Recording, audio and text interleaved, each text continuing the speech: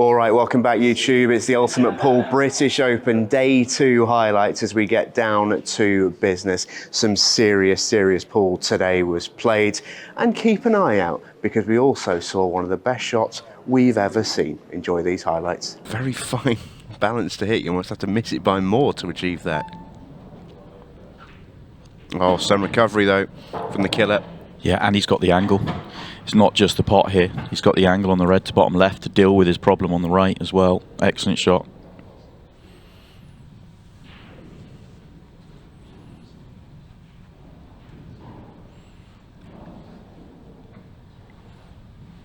This has to be precise though. There's no real use to him flying into them. He's got to be particular. And that has not come out nicely.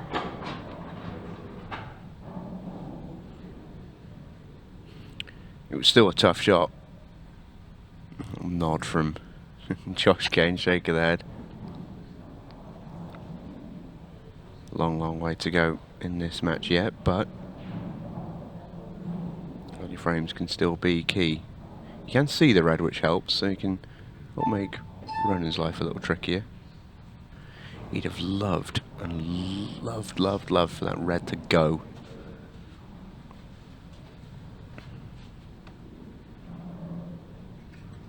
Just so that if Ronan were to make a mistake, Josh Kane was perfectly poised to come in and mop up. There's a little bit more insurance on this clearance here for Ronan.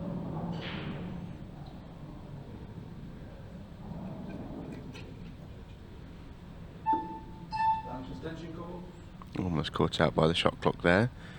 Do think it might be a little bit of a transition for Ronan in particular. He's certainly out there on the outside arena tables, what you'd consider one of the slower players. Perfectly comfortable with taking his time and playing his own game. Whereas I'm going to chat with a couple of the players yesterday out in the bar that actually the general speed, the average shot clock on all of our Ultimate Pool professionals has decreased, I think, but in some instances by minutes. It's remarkable. You know, obviously got the outside tables. It's a great shot from Josh to make that. What are we thinking? Cock tap. Yeah, he's looking at left middle here. Left middle, yeah, the two cushions. I mean, this is some effort he's going for here. And this is where Ronan's so good. He's sat there happy as you like. He's happy. You know, if Josh gets out here, he'll still be, you know, he's expecting to get the table, but if Josh wants to take on low percentages, he'll be very happy. Yeah, this is a big shot to try and pull out. Not quite. It's a good effort. The first shot was fantastic. Yeah, it's just tough, isn't it? It just didn't come out for him, so had to kind of come up with something, didn't, and now Ronan's got just a wide open table to get off to a nice start here. Yeah, but just to my point about the players and their shot speed, I think Ronan's one of the few that's probably stayed pretty consistent and actually has the sort of the toughest adaptation, if you like, to arena conditions because it's so different to his outside game. But you know, we see matches fly through now. And I spoke to a couple of the players about it, and they said, yeah, I've even noticed in myself that, you know, play so much quicker than I used to.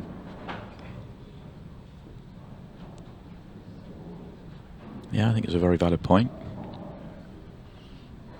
Put it to them that if Ultimate Pool tried to run the British Open in its current format back when Ultimate Pool first started, we'd have been here till Thursday. Yeah.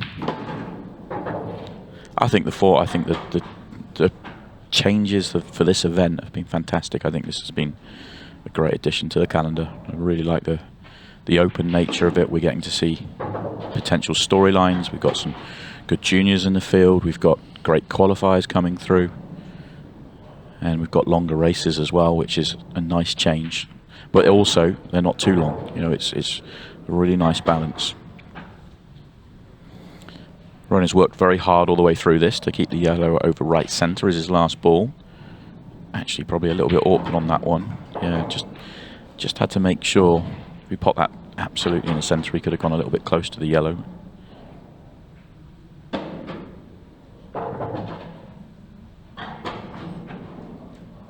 Lovely finish from Ronan, as to be expected. Those are the types of finishes that he is just never ever going to struggle with. His patterns are too pristine for that. 1-0 to the Babe.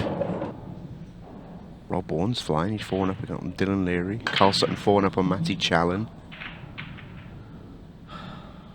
We're in for some fun and games here. While you run through the scores, we might have some time to do just that, because this could be a very drawn-out frame. Let's mark down the time, 53:48, as that cue ball stopped then.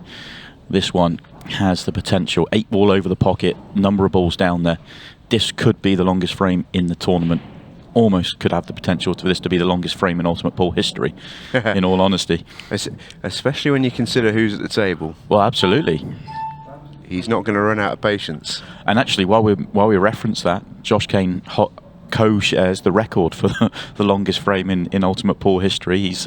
He was involved with Brian Halcrow in I think it was a 22.5-minute frame in the Players' Championship earlier on last year, in 2023 rather, 2024. Keep an eye on it. Yeah, this frame started at 54 minutes on the match clock. Josh Kane's got a smile on his face because he knows he's in for a long haul here. Get the cushion out on that chair. Oh dear.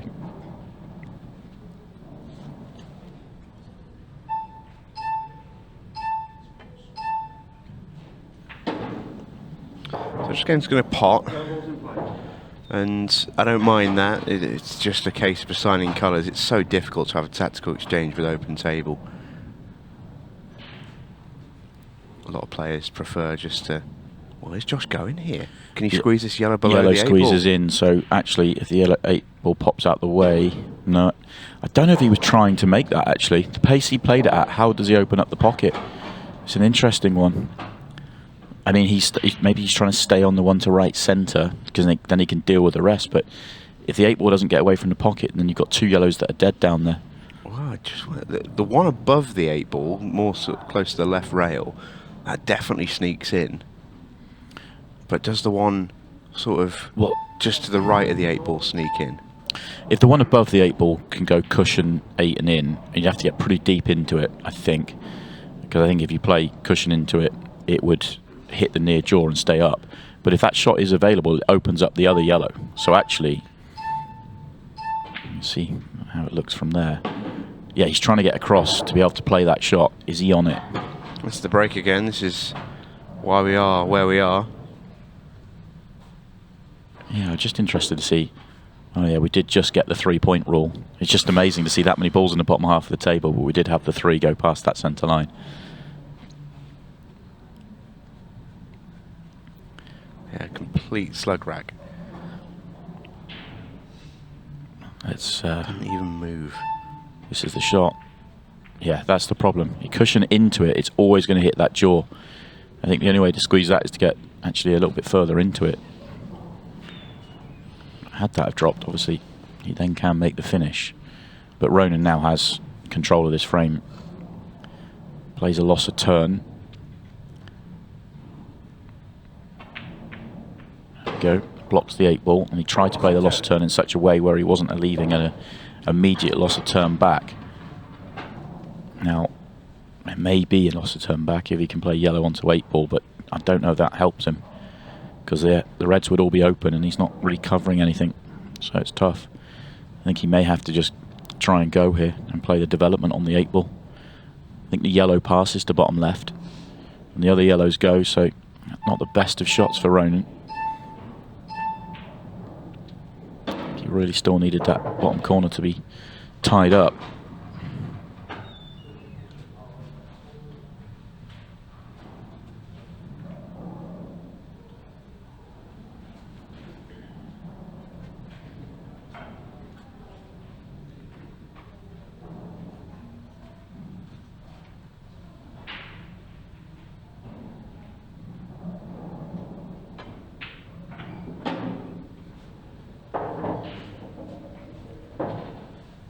No good. No good, but actually, I don't think he'd take this outcome. He would have not wanted to see the red do that, but it's a fairly routine combination shot, and he can get onto the 8 ball from it. So it looks a disastrous outcome. It really isn't. Yeah, fair play. It's a safety error from Ronan McCarthy, but that's only half the story. It's an excellent out from Josh Kane, and we're all square. And that match will be on the TV table. That'll be a couple of matches' time. We know next up it's Scott Gillespie and Carl Morris. The match after that, it will be Craig Waddingham versus either Jaden or Declan. Obviously currently 8-5 to Declan.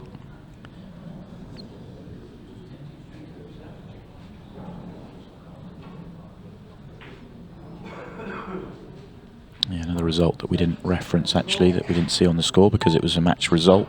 David McNamara has completed victory 10-6 over Morgan McGuinness. So it sends Morgan to the loser's side. Watch out for Morgan this year, first year professional. I really do think he's going to have a deep run somewhere, and it could still be this weekend, of course. He could come back through the loser's side. He's been flying up in Scotland, and we know the strength and depth in Scotland is very high.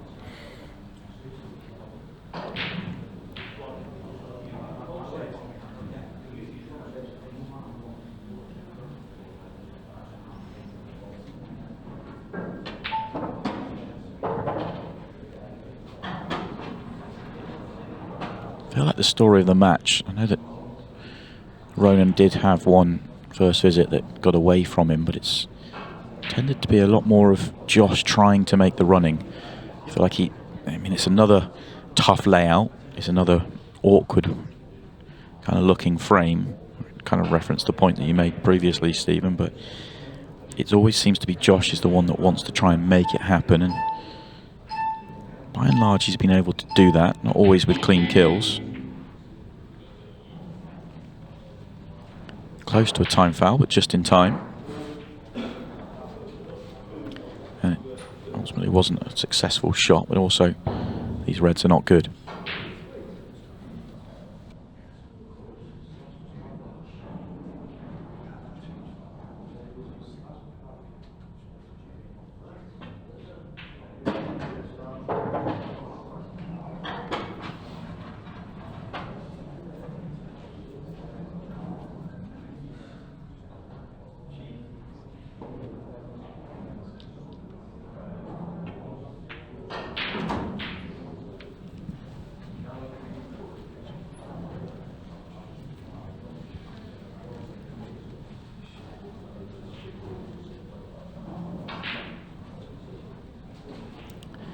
As we're going to tick into the final 10 minutes in this frame, it feels a big one. 3 frames in the final 10 to be behind is a tough road back, especially with the pace this match has gone along at, because of the way the balls have split. And therefore, you feel this is a very big frame for Ronan McCarthy. Oh, you saw that was a good hit from Josh, but he's staring at the yellow, begging for it to reach the cushion so he doesn't give away the cue ball in hand. Just gets there.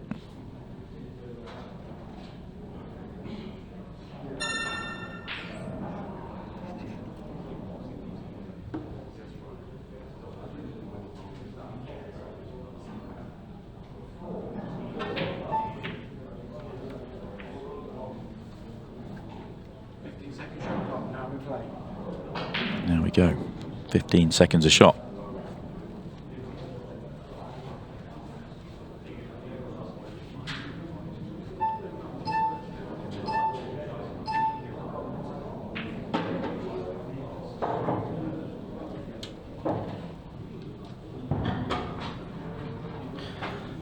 Let's get ready to rumble.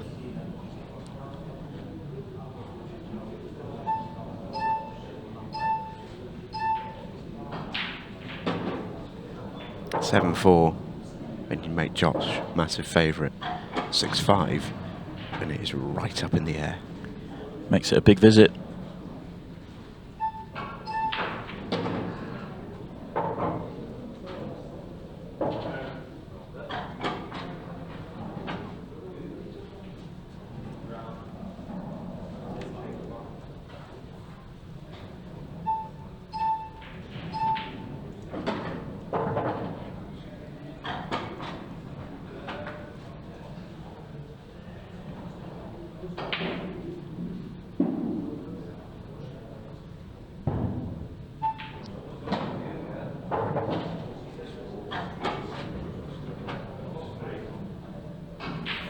stuff once again from Josh, isn't it?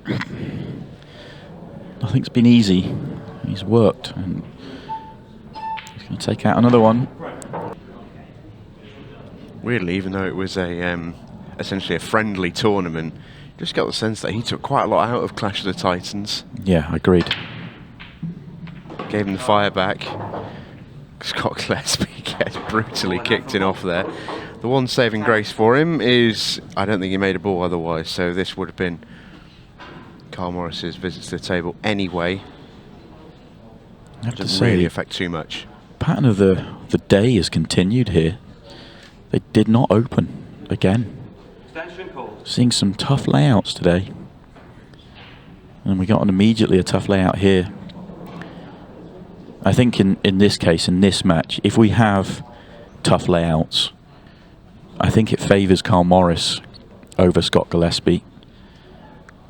I think Carl's happy enough to get pretty much as messy as you like, and happy to shorten the match up and make it awkward. And you know, he's built a career on it. Oh, that's not a good opening shot from Carl. Whereas Scott will want to just get them open and just go finish for finish, blow for blow.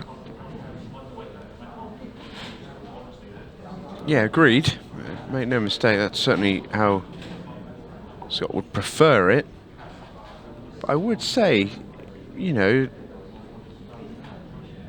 not Goobs' preferred method of travel, but it's not to say he's not got it in the locker.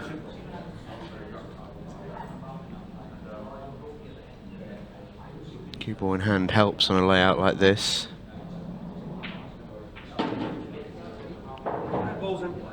It's been an interesting journey for Scott Gillespie with Ultimate Pool. Obviously, he's won the Masters. He has taken down a title, but I don't think he's even once in 3.5 years discovered the form he had prior to the enforced break of COVID. He's always been a player that's had huge belief, huge confidence, a big game. He's won major titles. He's been a world champion. And he's had to grind his way through, and he's managed to win a title, but we've never seen him flow. And I don't think I've ever seen his confidence as low as it's gone, as it sort of was for periods last year and even early this year. Good run up in Blackpool in the second Pro Series. Hopefully has given him some confidence. And he's still putting together some decent results in Scotland. He just can't seem to get the confidence with Ultimate Pool.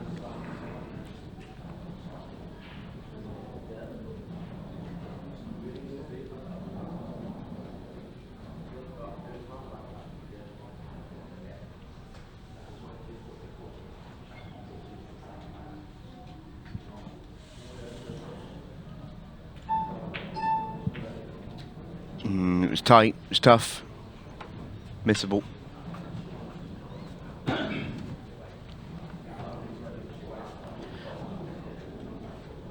So the early miss from Carl Morris isn't going to hurt him. Actually gains an advantage off it because Scott Gillespie's just opened up the frame for him.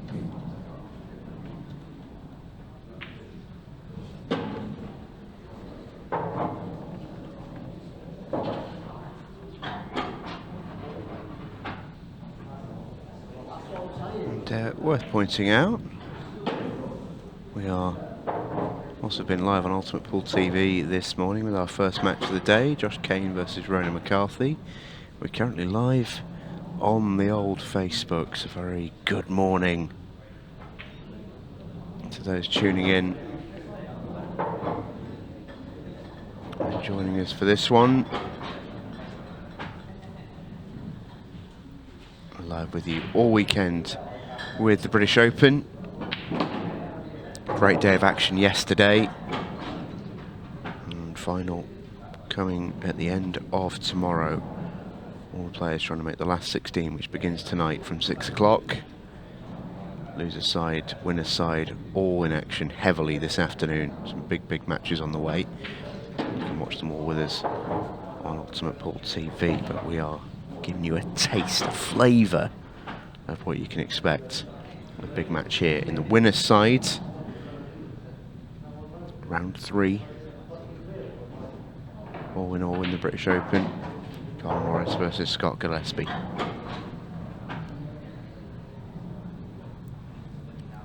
little fortunate coming down the table, Carl. When he got the cannon, he wasn't playing. Didn't do any damage. Could have blocked each other in it, but no damage done. Yeah, we'll keep an eye on some of the scores, and one of the ones that finished there, so not on the live scores, is the... how's that cue ball stayed on the table? John Rowe's beaten Jack Whelan 10 frames to 8. The Ringer's flying this weekend. Ringer's having a very good weekend. 2 tight matches following that comfortable victory over Charlie Earnshaw. Tom Jones and Jack Whelan puts him into the winners qualifying round. 2 bites at the cherry to get into the last 16. A good day in the winner's side for the court, because his Pairs Cup partner Lewis Roberts beaten Sean Chipperfield as well. Great result for Lewis Roberts. So that winners qualifying round is looking juicy. Some ties for you confirmed to be played in the 2 o'clock window. Tom Cousins, Dylan Leary, Craig Waddingham, Declan Brennan. Popcorn at the ready. That's the one we'll be seeing. That's the next match here on the TV table. John Rowe, Josh Kane, Christy Caulfield, Chris Melling. We shall also see that one as well. Oh, treating us. Yeah, a couple good matches for the winners qualifying stage. I should mention that if you do want to watch those matches, we won't be live on Facebook for them. You will sadly I know, have to join us on Ultimate Pool TV. If you aren't a subscriber, we have got some tasty discount codes for you though. £2 off your first month, which will get you the British Open this weekend, Champions League. There's plenty coming up, honestly. So much coming up over the next couple of months, especially. Last Man Standing not too far away. Players' Championships not too far away. World Championships as well. World Championships around the corner. Pro Series is a couple of weeks away as well. So you get a lot of bang for your buck, is what I'm saying. That's a handy fluke for Scott Gillespie, because he was fully playing the pot there on the yellow to the bottom right, but he was trying to go into the red and the yellow, so he gets second prize. Well, he was, he was playing both. Yeah. And he gets the second one, so sort of a fluke, if you like, because he was trying to pot both of them. Yeah, we won't be too harsh on him. He was actually more concerned with the one bottom left than he was the one he was playing, strangely, but did want them both to go. Yeah, good recovery for him. So when he played the plant to bottom left, it just left it really awkward and had to reset. He's done well. 2 Scots in the house. We've got Mark Fleming and Morgan McInnes. Morgan doing the pool player's trick of getting the back of the phone out and drawing some Monday Night Football style finger diagrams. On the of course, they played each other yesterday as well. They did, yeah. Good to see they're still mates. That was a 10-9 victory for Morgan yesterday. Those 2 good pals from north of the border. Scott Gillespie, a member of that clan, and he has gone 2-1 in front here against Carl Houdini Morris. Just wonder, is Scott going to continue to dig here? I have a feeling I know the answer to that. Wow. He's going to draw back, lost a turn. And it's not an amazing loss of turn. The reason why I say that is because Carl could very much go here, and he's almost essentially said, well, over to you, you get these, fair enough. I think there's some gamesmanship there from Scott Gillespie. I really do. I think Scott's just dropped that over and said, I mean, he didn't have a great option of a safety shot, let's be honest. He didn't have an attacking option really either. But he's just dropped it over and said, come then, Carl, are you good enough to make these? Yeah. I mean, you know, if you're playing against a player that's flying, you would not want to leave them this opportunity. You'd rather take out a super low percentage chance than leave them this. This is essentially every ball has a pocket, and when you're at a professional level, that is normally spells the frame. So, and Scott didn't try and do anything more than give him this chance.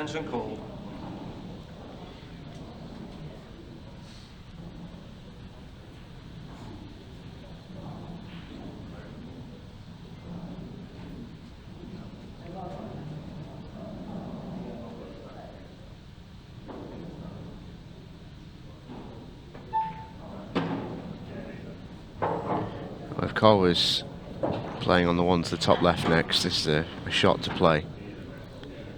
Yeah, it's a poor positional shot.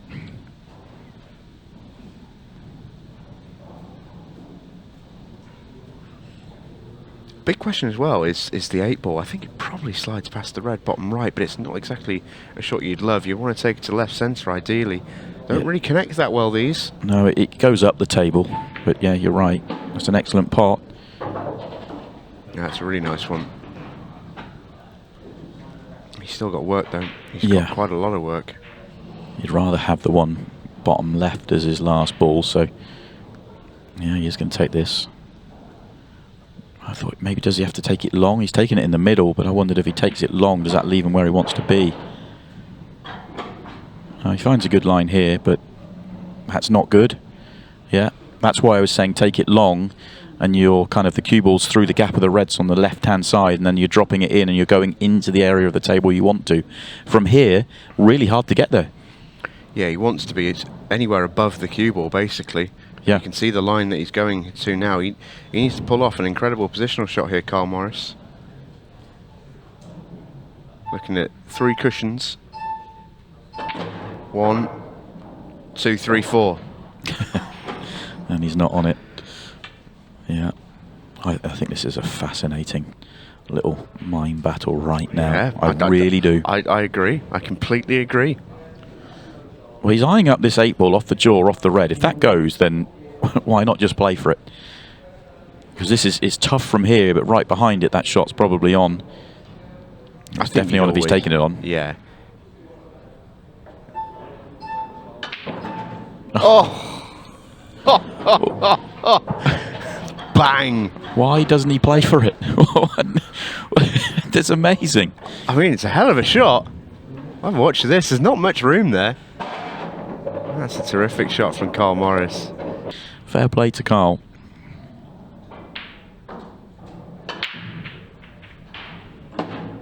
And cue ball gets saved from the in-off as well.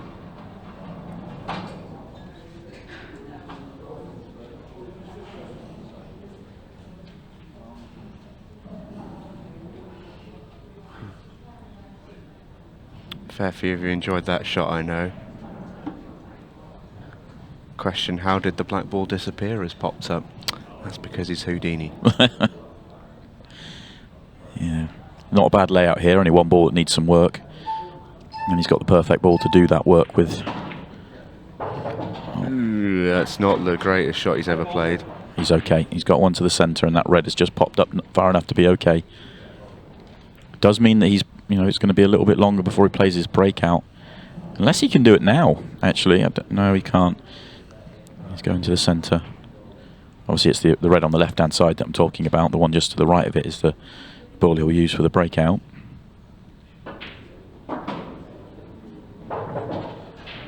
Yeah, he's perfect on it now. When he plays it now, though, he's not guaranteed to be good on a ball. He's got the one to the top left, which feels like insurance for him at this stage in the frame. Oh, it might have to be now. He's got rid of the other one.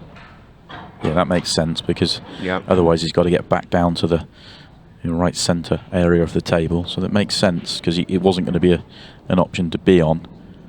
I know a lot of players that would have played the breakout a couple of shots ago, though, if they could have done.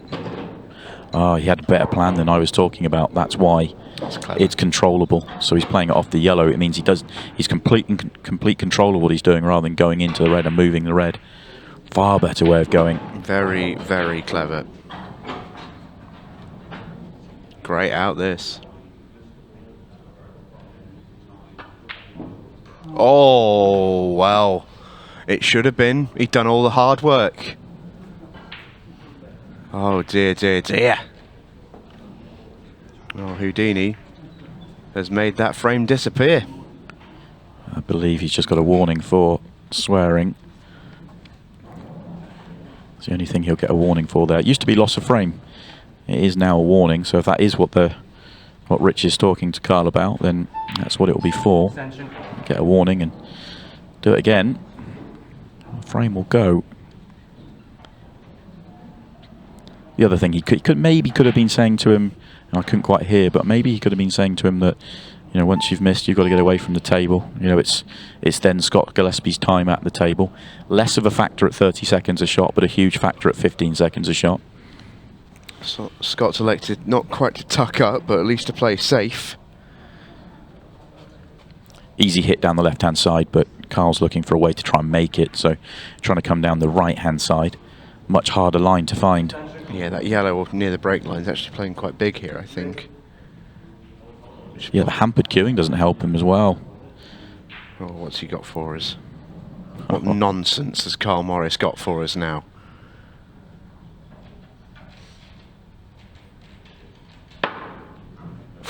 Oh, he wasn't far away. Just a touch less pace to allow that to grip.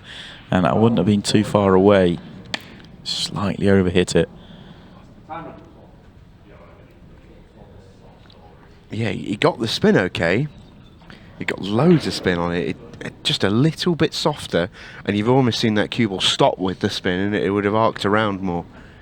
But yeah, not to be. And Scott's doing to Carl exactly what Carl would be doing to Scott in this situation, and I think that's a pretty good recipe for success in this frame. Is well, Carl's pulling out all the shots here. Where's he going here? I mean, your guess is as good as mine. A masse from Morris. Oh my word. Oh my god. Oh my god. What a shot. That is mental. That's one of the greatest shots we have seen with Ultimate Pool. That's outrageous. That's absolutely outrageous. Oh, that's ridiculous. That is absolutely ridiculous. Not for the first time, Carl Morris has produced some fireworks for us on the main arena table. That is absolutely stupid.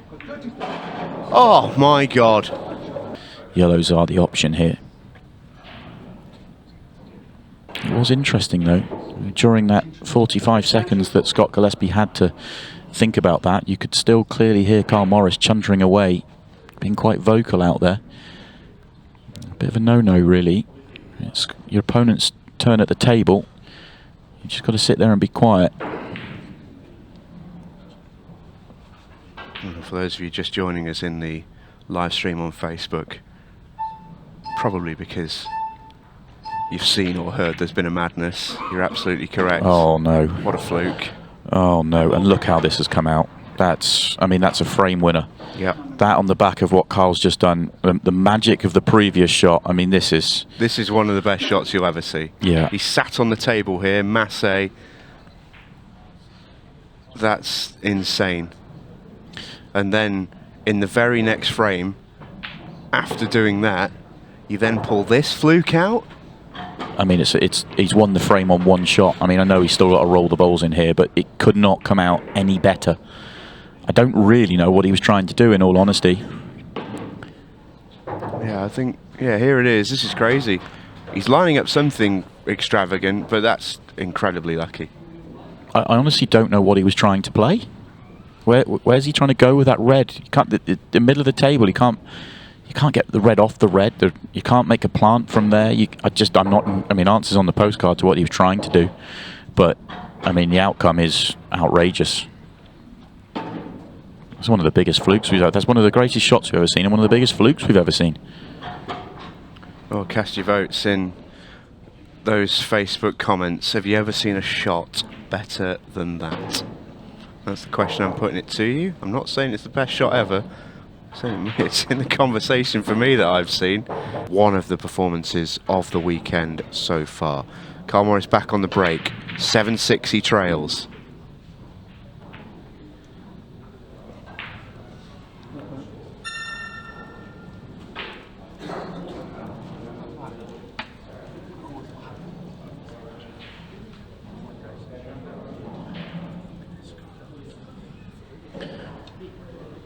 Into that final 10, isn't it? And Scott has the chance here. Carl will be really hurting right now. Really hurting. Extension.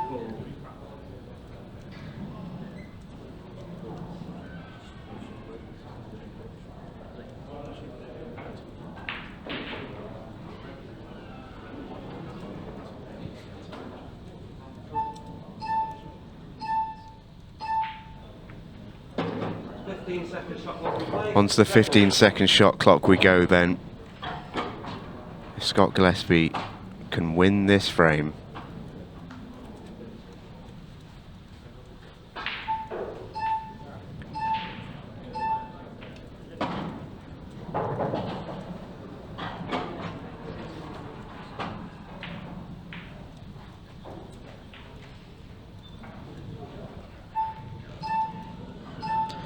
It's all a bit quick out there at the 15. Even with that, though, he remains in good position here. This looks natural, just to pot the top one on and off the cushion. Oh, he's got the straighter one, actually. I thought he didn't think he could see this one. No, he was on the top one. It's just the line he was on. I thought if he gets the yellow there, he's fine. He's out, almost. Now he's got a problem. This is thin to clip back.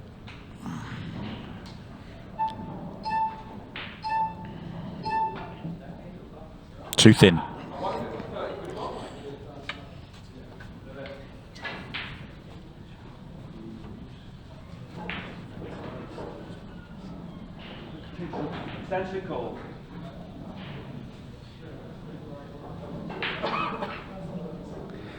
Another twist in this match. There has been plenty.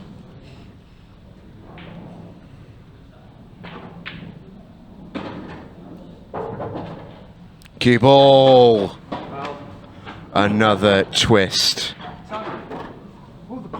This is just incredible.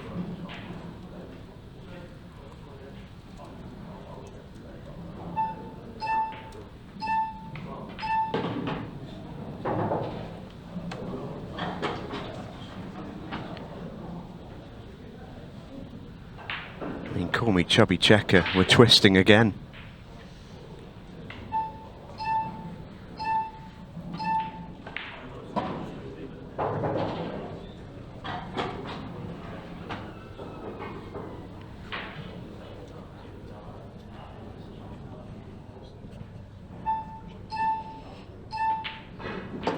That's a nice shot from Scott.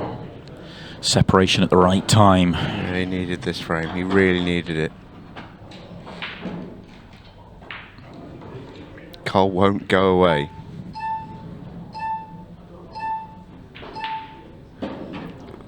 In a strange way, it's almost like the misses and the mistakes don't seem to bother Carl. He's going to need low 20s. It's a nice break. A little bit firmer than a lot of people hit the break. Ball on the cushion could cost him here. He's going to need to make a great pot. Still could be a good time, but this needs to be a fantastic pot. He didn't even try. He didn't even try. That's clever.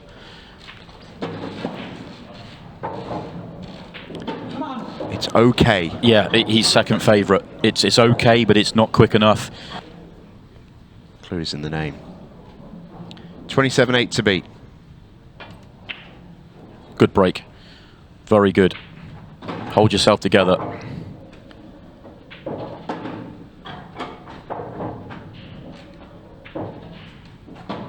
Just running loose, but he can go stop, stop.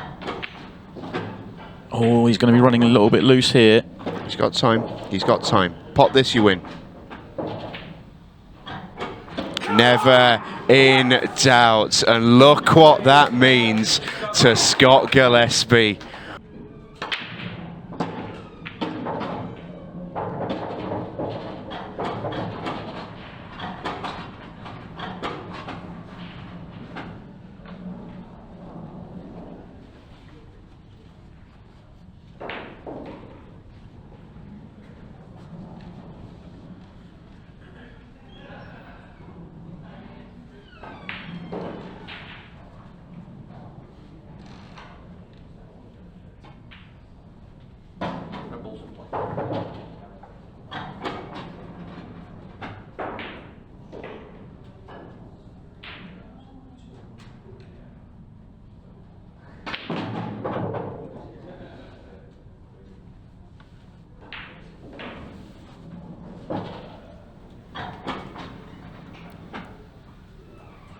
Declan back at the table at the start of the second frame.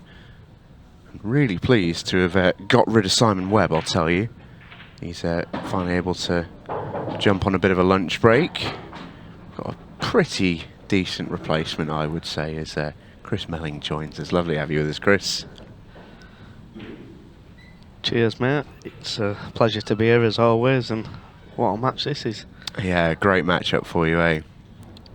What did you, before we get you started on this one, what did you, because I know you watched the last one, Scott versus Carl, what did you make to that, as someone who's known Carl a lot longer than most?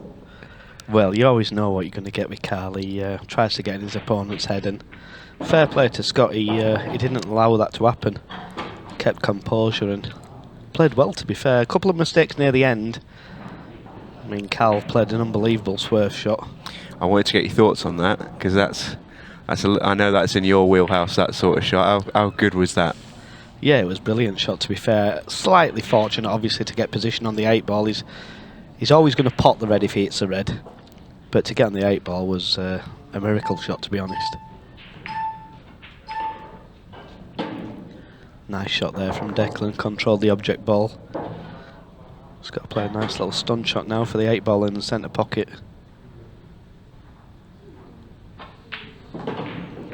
I think in some ways, you mentioned the sort of misses from Scott towards the end of that match. A little part of me was almost more impressed the fact that he held himself together considering those misses, because they were pretty jarring actually, some of them. And yeah, and Jack will be flying out to China on Monday, I believe, to play the A-Ball Masters event in Qingwandao. big fortnight for you lads, isn't it? It is, yeah. I mean, I fly out on the Wednesday along with Mick Hill and Gareth Potts. Funny enough, we're all on different flights as well, apart from when we connect in Dubai. I think Gareth gets the earlier flight from Manchester on Wednesday. I get the later one, and Mick flies from Birmingham. Must be the cheap route for Mick.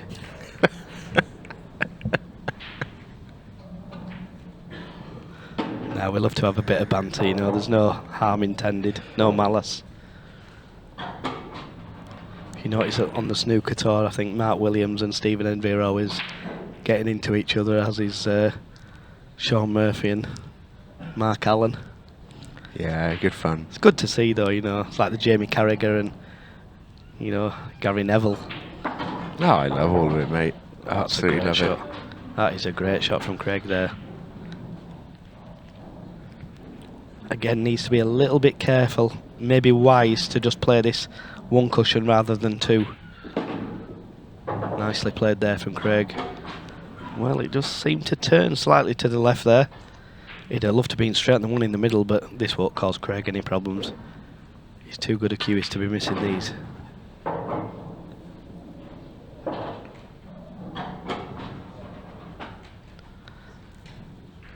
You were saying, Jamo, about left-hand players, left-handed players. I mean, you look at the snooker players, Mark Williams, Jimmy White, Trump, Lazowski.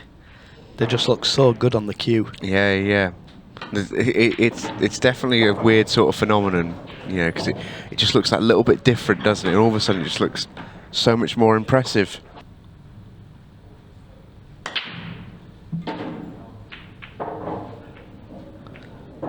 They broke a lot better there, and just look at them. Take your pick. He could actually turn around now to Declan and say, which ones do you want me to go for? They're both there. It's got to go yellows. That's some Carl Morris-like behaviour.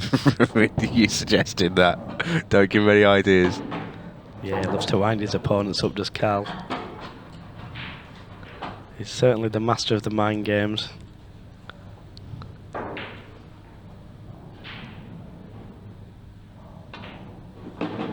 As I used to say when we used to play, he's got more stunts than Evel Knievel.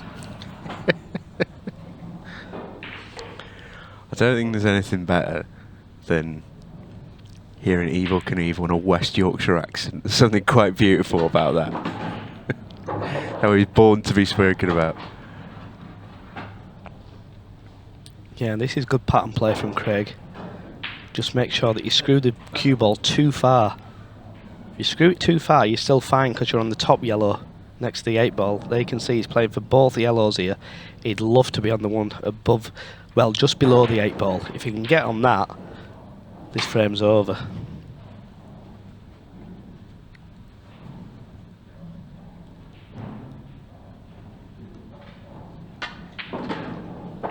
Perfect. Absolutely perfect. Take your pick now, Craig. Top one or bottom one? Well, I say he's perfect. He's probably batting in short, actually.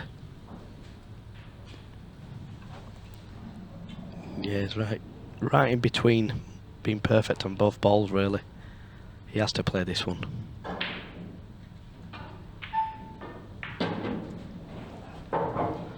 Nicely played there. I'm just wondering, can he just nip this back a touch? Or can he follow through? If he plays a follow through, there's a chance he's going to hit the red, because it spins back before it goes forward. There you see. Well, he could just flick it and get away with it, and played that well.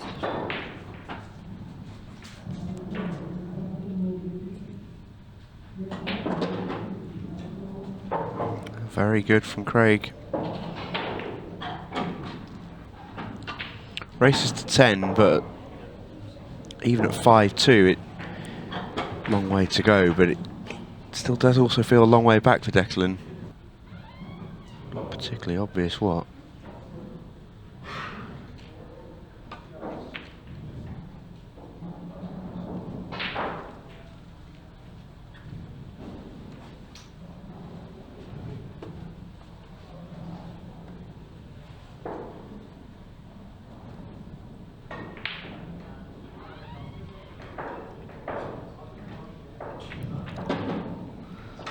Yeah, and Declan's certainly got the advantage now. Yeah, big time.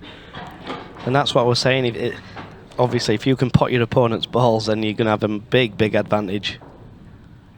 What does Craig do now? Because, well, I think he's got to pray because he's in trouble here. Well, that's not a bad shot. You cannot possibly see Declan not getting out of this if he is snookered. This is a very easy snooker to get out of. 2 cushions, possibly 1 cushion. I think the 2 cushions is the right shot. Side cushion, bottom cushion. Because if you hit this wrong, you can go straight in off. Well, this looks like it's going between the gap. Oof, it was close. That was very risky. And I tell you what a roll. What a roll he's had there. Yeah, it's a fantastic one for him. Just Craig, again, is so limited with what he can do. And the reason why he's limited, he's got so few reds on the table. Yeah, and if he'd have put that one over the pocket, then Decky had just rolled off it and potted it. And Putting it there, though, is not a terrible result. I'll tell you what wouldn't be a bad shot here for Declan. Just play the yellow onto the 8-ball and tie the 8-ball up next to his yellow. Leave the cue ball bridging over it. I think that for me is the right shot. I know he's tying his own ball up in the same shot, but I'm not sure about this one. Well, I don't agree with that. Well, Craig might go here. I think he will go. He's only got 1 ball that's tied up now, simply because he's opened the 8-ball up. If he plays the other ball, the 8-ball gets tied up. Well, it's the old cat and mouse. Yeah, a little bit short there. He was trying to tie it up so that Declan was forced to move that yellow away. He's not far off being able to do that, though. I think Deck might have to go cushion first. He can hit the bottom yellow. Doesn't want to put it over the pocket, that's a problem.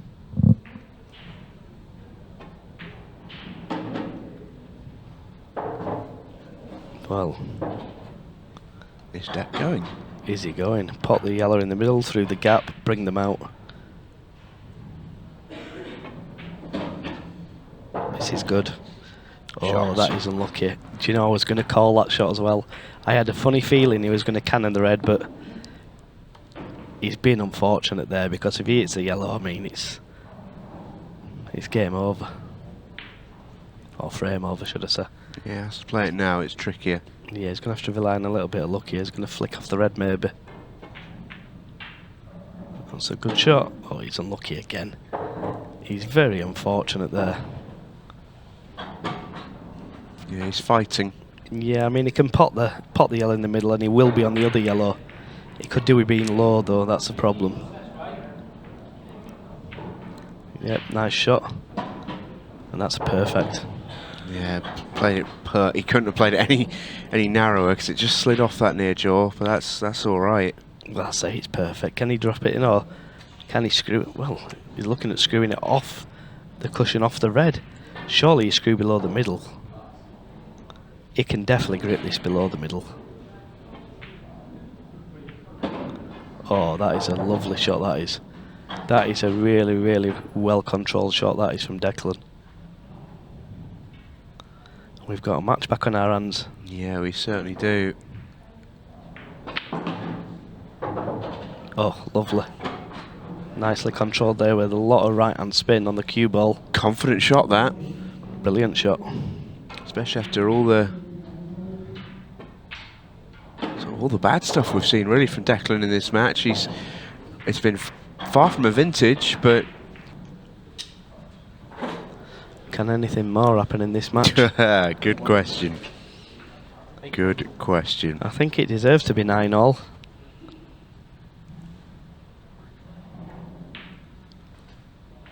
Been some good stuff played in and amongst everything else. Oh dear. Oh, how is that dry? Oh dear. Wow. Can't believe that one's dry, you know. Yeah, yellow down the cushion, first shot. Wow. Just with the situation as well, I mean, it almost sounds obvious in terms of course, we'd rather be 9-8 up, but with the clock as well, winning this frame is massive. Yeah. Almost guarantees you a shootout, you feel, at worst. Yeah, and if we're being critical again there, Declan's gone too far, screwing that ball back.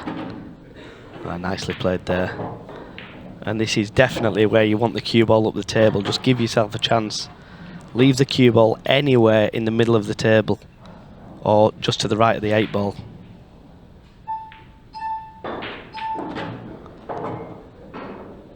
Oh, wow. Why? Wow. Why leave it? Why be trying to be so close to the yellow though? That is unbelievable, honestly. Can't do anything. Can't do anything. And I tell you what, he's had a little bit of form there, you know. He's had a little bit of form there. Well, this final 3 minutes just got interesting. And that's what happens when you try to be too accurate, JMO. Just give yourself a chance. Don't try and be that close to the object ball. Obviously he hasn't tried to be that close, but Shouldn't be anywhere near it, is your point. just leave distance. Leave distance. Well, this is risky. I know he's snookering him, but well, this is risky. The yellow's close to the pocket, and if he hits it, there's every chance it's going in. And also, if he hits the other yellow, there's every chance it's going in. Well, what's he playing? Well. Oh, no. Well. I'm lost for words. I am completely lost for words. You have to go up and down and try and pot the yellow. You're basically hanging yourself playing that shot, what he played. Yeah, I'm blown away. It's not so much the execution and the going in off. I can't see the shot that he's actually tried to play at all. He's tried to just leave the cue ball at the top end of the table, but then again, Craig's just going to put him back in the same position. So there's no reason to really play it. And it could be so big. Well, 155, and yeah, Craig Waddingham if will I'm lead. Craig here, I'm just taking my time. Just run the clock down, get it down to around a minute, and then basically you guaranteed the shootout no matter what. Oh, wow. My goodness. I cannot believe my eyes. What are we watching, Chris? I What cannot are we believe watching? my eyes. That is unbelievable.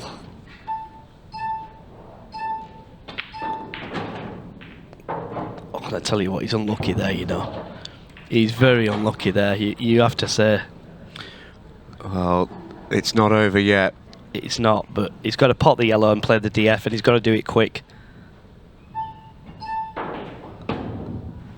Well, can he get over? Can he screw over, pot the red, and get the cue ball out? If he can, he's got a chance. Can he run the clock down? Also, this is under a minute. He's got no choice. He's got to screw over and pot the red. Oh, that is unbelievable. He's been so unlucky. He's got to drop him in, run the clock down, run the 15 seconds down, drop him in, and just say, if you get him, you get him. 40 seconds. He's got to do it on the last second as well. Tried to sneak it by the Reds. Can Craig Waddingham go and win it? Craig He's got should be 30 going quick here. seconds. He should be going quick. He had to play the DF there. Nope. Quick fluke. Can you fluke it? Well, can you double it Can somewhere? you double it? 15 screw seconds. it. He needs to screw it. Well, he's never potting that, played it that way. He's got to screw it. Well, we're going the distance. Goodness me. That match had a little bit of everything. Just an extraordinary game. Well, what's Declan going for here? A different break. Well, they're Yeah, I broke, don't okay. mind that. And he's made one, Oh, wow. nearly two. He can go quick here. This is going to be very quick. Stun, stun, stun. Just kill the cue ball, Declan. Oh, wow. Almost a record 18, breaker. 18. Well, well, well. 18.27. Worth the wait from Declan Brennan. That's amazing. The bottom right and red went straight in. Right, you see they didn't break. Game over. Game over. You see how they didn't break that game? It's. Well, we'll go to a manual time. Obviously, Craig isn't taking him in 3:56. You'll hear the gong go first. Yeah, there's no way he's beating 18 seconds here. That's that. Craig Waddingham concedes. Declan Brennan wins. That was a crazy, crazy game. Some big results, so this should be a good game. Yeah, both players have been flying this weekend. Well, Chris Melling in patches, is not, you know, he has levels to his flying, but Christy Caulfield 10-1 in his last round. He won in about 33 minutes, I think was the official statistic, on beating Luke Gilbert, who's been one of the players of the year, no doubt about it. And he gets us underway, wasted 10, 17 minutes. I think both players are capable of blowing the other one away, but it's difficult to see which way the match is going to go. It's difficult to predict, definitely. Yeah, I mean, it's easy to sit here and say, well, Chris Melling, with everything he's achieved, he'll be favourite for the match, and of course he will, but, you know, in one-off matches, you know, being a favourite for it doesn't mean too much. Christy has zero worries about who he plays. Reputations mean nothing to him.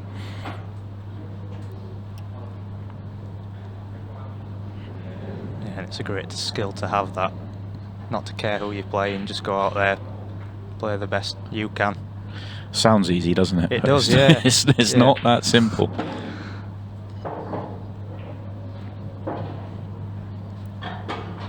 We've had back-to-back 6 red shootouts on the main table here, and I'll be surprised if we have another one, just because of the speed that these two play at.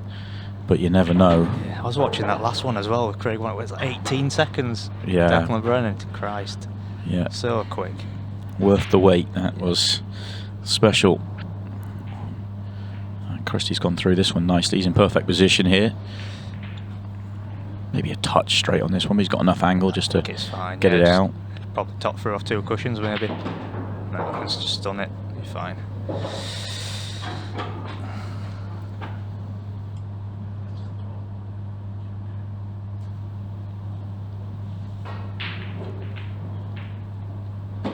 Ooh, he thought he'd missed it. Yeah, that's why I thought it was going to top through, because he left a bit of an angle on that.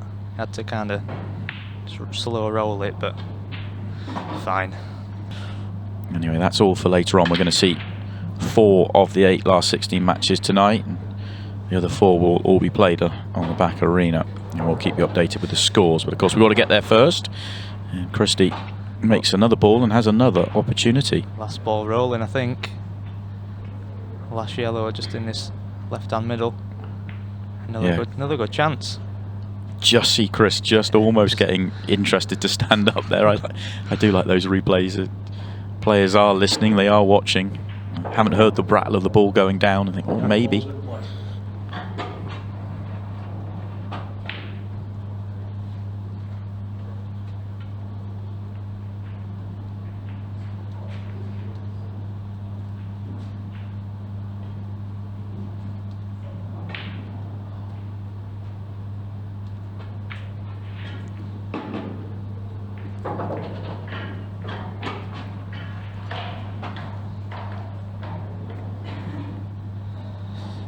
That's alright.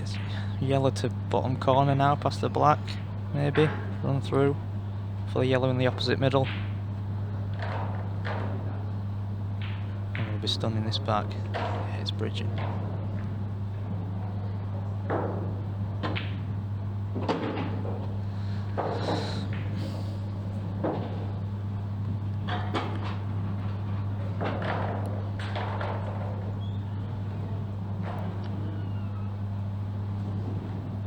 Just a little bit of working out to do, but he's in perfect shape, really.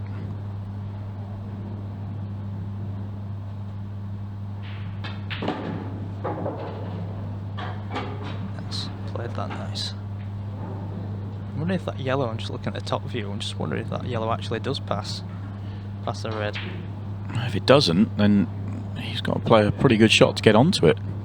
Is he straight enough here just to pull back a couple of inches? It looks like he's got too much angle. Screw through the gap. Yeah, nicely played.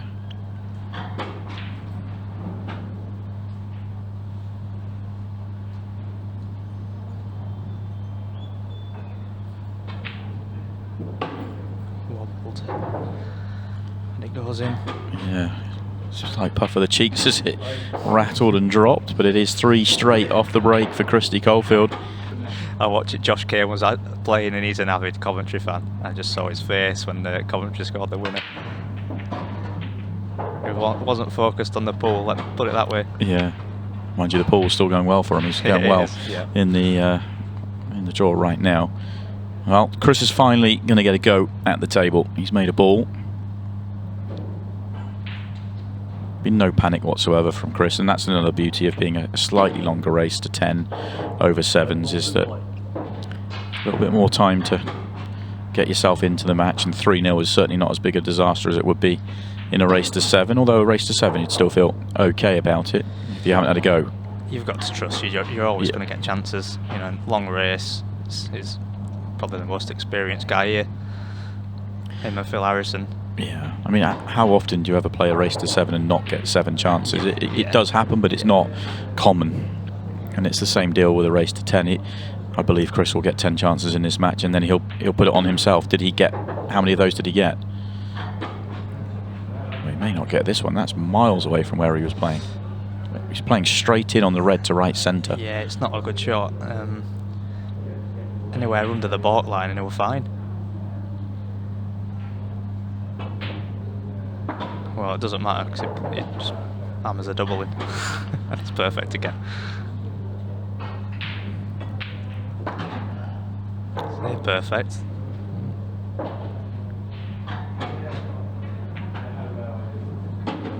Got to stop doubting. It's just I easy for him. forget it's Chris Mellin. Yeah, that is loser round 5. There you go. I think he's put like 2 balls, 3 balls worth of break every time, hasn't he? Christy. Yeah. And he's hitting them really well. I mean, this is Yeah. probably the worst he's hit the break, and it's still got loads of power flying through. Just lost the cue ball a touch more than previous breaks.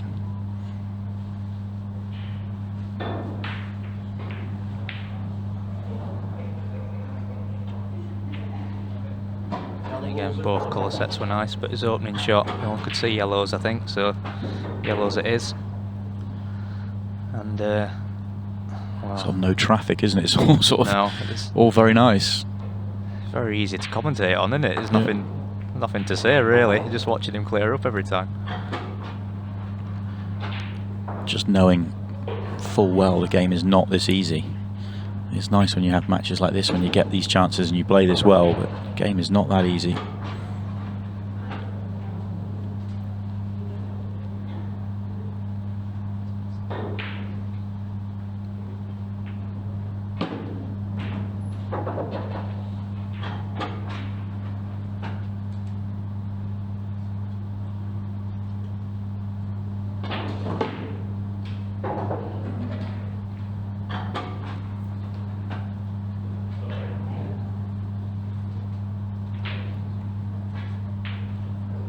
Always think it's nice to get to the sort of right-hand side of the straight on the yellow and in the pocket. Doesn't really matter too much, but just means he floats it in. Yeah. I actually thought it might be a slightly awkward angle to do that, but he had the perfect angle in the end just to get back.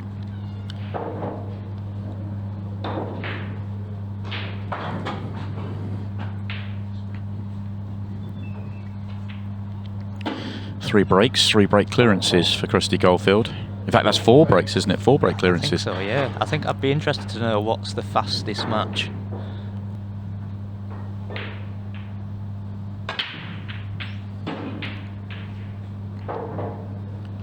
Makes the ball this time. He has a slightly trickier layout. Yeah, at first glance. First glance it's yellows, I think. Every yellow's got a pocket. Just slightly awkward connections. Yeah. Yellow ball's in play. Got on his more awkward one first.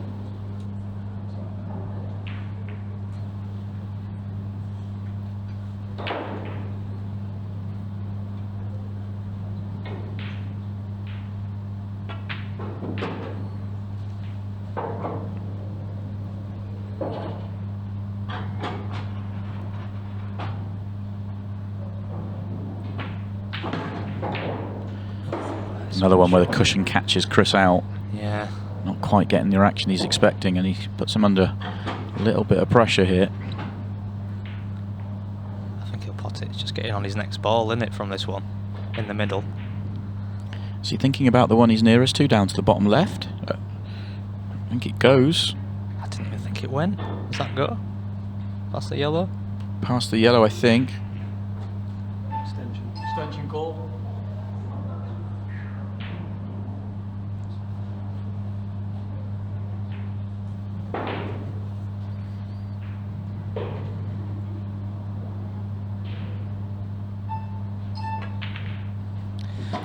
Doesn't matter, I'll just knock the It plant in. doesn't matter. It just doesn't matter. That's a beautiful shot. Well, put himself in trouble, but good enough to come up with an incredible plant and back into perfect position. What a great game.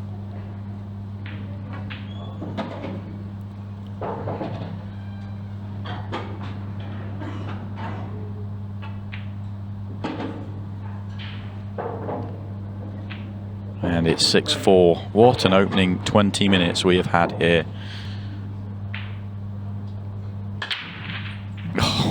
What a break again.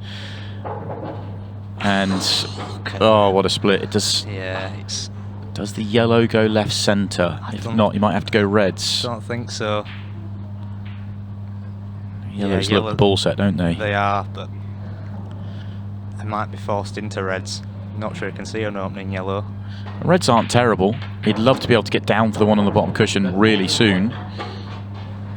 No, he's just kind of just flowing as well, isn't he? So he's, Yeah. I don't think he really cares. See ball, pop ball. That's it. The yellow being where it is on the bottom cushion as well. I mean, he can't get straight. I mean, obviously getting straight on that red would be the worst scenario for him, but it's impossible for him to finish straight and beyond the red, so it kind of almost guides you a little bit. Yeah, and I think he's going to leave that till his last ball now, so yeah, just leave himself a nice angle on it. I'm a little bit surprised, but I guess the 8 ball's as good as any ball to play on off that red at the bottom. There was no good ball to play on.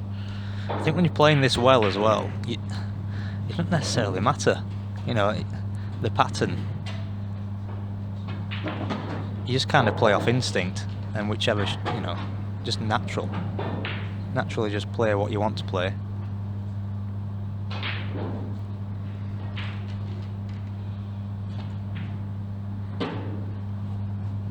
It's a little bit hampered.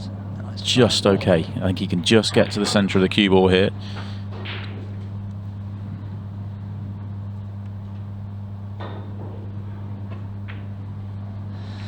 ridiculous. Just incredible.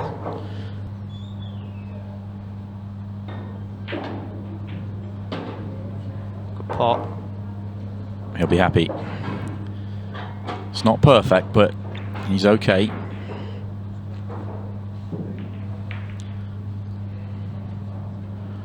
It's the one right on the break line that's still It's the awkward. issue. Yeah, it is really awkward. It goes, obviously it goes left middle and it goes in the same pocket that the red's over. If he can just pop this thin and float down the line towards the yellow that he's nearest to, as long as he pace controls it, he can use the one right centre to get on the one on the break line. Yeah, I think he's just tried to get on it there and then. Yeah. But I think he's on nothing. Red off yellow in the middle. Maybe. Can't see another shot. Yeah, he's looking at it.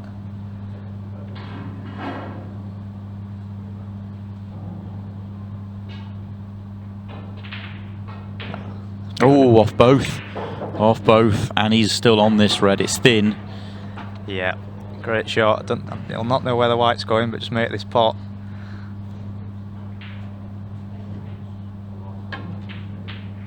Oh no. Wow. Immediately loses the frame. And just like that, it's a gift for Chris Melling.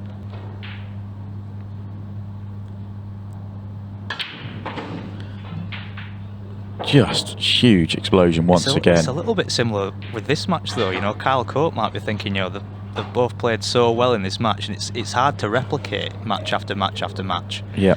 And when you do play well and you still lose the match, it does take it out of you. You think, well, I can't play any better than that, and I've still lost the game. So I also think that for the players that play, because you have the odd round in the losers side where it's the winners of the two, you know, so the people that lose the first round play in the losers section round two, so they've both lost at the same time, and then from there on after, apart from the occasional just reset round, you're playing somebody that's just won. So Kyle's just won to get through to this round, and so he's going in on a positive, where the loser of this match will go in on a negative. yeah.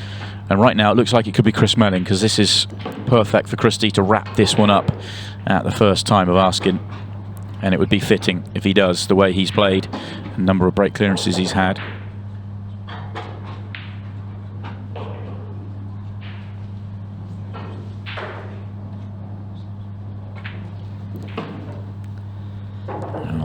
I'll be honest, I think he deserves this win.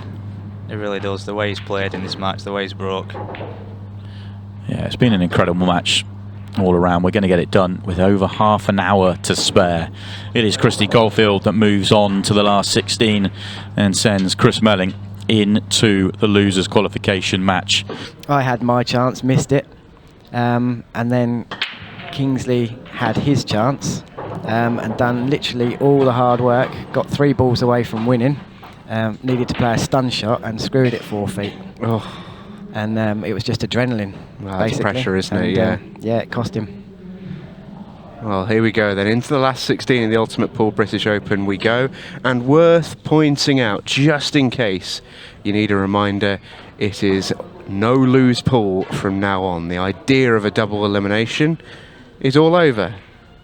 That dream has been whisked away. You lose now, you go home. It's that simple for those 16 players still left standing. We're not seeing Carl Sutton on the main table yet this weekend, but he's been lighting up the draw. Won the European Championships recently, did Carlos, and well, just from his results this weekend, you can tell he must be in very, very good form, and that is an excellent shot to kick things off in this visit. Yeah, confident shot, wasn't it? Yeah. All or nothing. But he was, you know, unfortunately in that position after the break. But yeah, I mean, in terms of the draw, obviously no one, sort of everyone is a good player in the last 16. But from Carl's point of view, probably doesn't necessarily do him a favour playing out on the arena against Ian Ali, because you know Ian Ali's shot time is going to be quick wherever he's playing, whereas Carl's gone under the radar because he's been playing out on the back tables and he's been able to Just how he likes it. exactly Yeah. take his time, plan, plot his clearances. So yeah, I'm hoping it doesn't throw him off, because you know he deserves to be here. He's played great all weekend. Yeah, it looks to be in really, really fine fettle. Does Carl? He's got plenty of experience out here. Let's not forget he's a Pro Series champion. He's won the Pairs Cup as well, and in the last 12 months, maybe a little bit longer, he's generally been there or thereabouts as a top quality ultimate pool player that sort of lived up to the billing. Yeah, definitely. He's a top 16 player, isn't he? And he has been for a good year and a half in the top 16 in the rankings, I think. So Yeah, but for a funny, whatever reason it may have been, as the ultimate pool journey begun, he wasn't quite up there, and I think Carl was starting to get a little bit despondent. You know, you can't forget, before he won that first Pro Series title, he won it in the third event, and the 5 events prior to third weekend, I should say, and in the 5 events prior to that victory, he'd gone out first poke in every single event, and he was starting to lose a bit of faith with it all. His confidence was at rock bottom. All of a sudden, there is no substitute for winning matches. Well, exactly. And since then, Carl has gone from strength to strength, and the confidence that you can see he's carrying with him at the moment, a result, I'm sure, of a fantastic result over in Killarney a couple of weeks ago. yeah, I remember having the conversation with him on the tour a couple of years back, really, and saying, you know, how do you feel it's going? What's sort of going wrong? And he was saying, I don't think I can compete with the top boys, you know. And I was saying, well, look, that's sort of how I feel, but the difference between you and me is you've won multiple top You've already titles. done it, yeah. So you know you can compete. He left himself a tough shot there, though. And the first real error of the game comes in from Carl Sutton. I do just wonder, with the way that frame panned out, Carl played a screw shot towards the start of his visit, and I'm pretty sure he wanted to be on the second of the reds at the top of the table and had to reroute, and that's ultimately come back to bite him a little bit, because that transition shot was tough. And he probably sort of in his head a little bit thought the writing was on the wall when he didn't get on that ball, fourth from last, really, because you never want to be coming down the table and splitting your work if you can get away with it.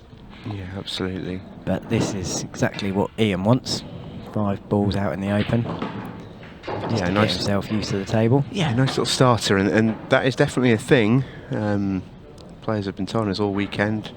It's tricky conditions out there on the main table. It's playing well when you know exactly what it's doing, but you almost need to get to that stage first. Yeah. Yeah, I think it's a lot can be said about the conditions this weekend, because going from playing the outside tables all weekend to playing on this table. I mean, Ali's going to break front on. I would say worth the wait, because it's a fantastic hit. He has got a ball. Thought for a second he wasn't going to be rewarded, but he struck these beautifully. Key ball straight up down the middle of the table. He'll be having a look at these yellows, I think.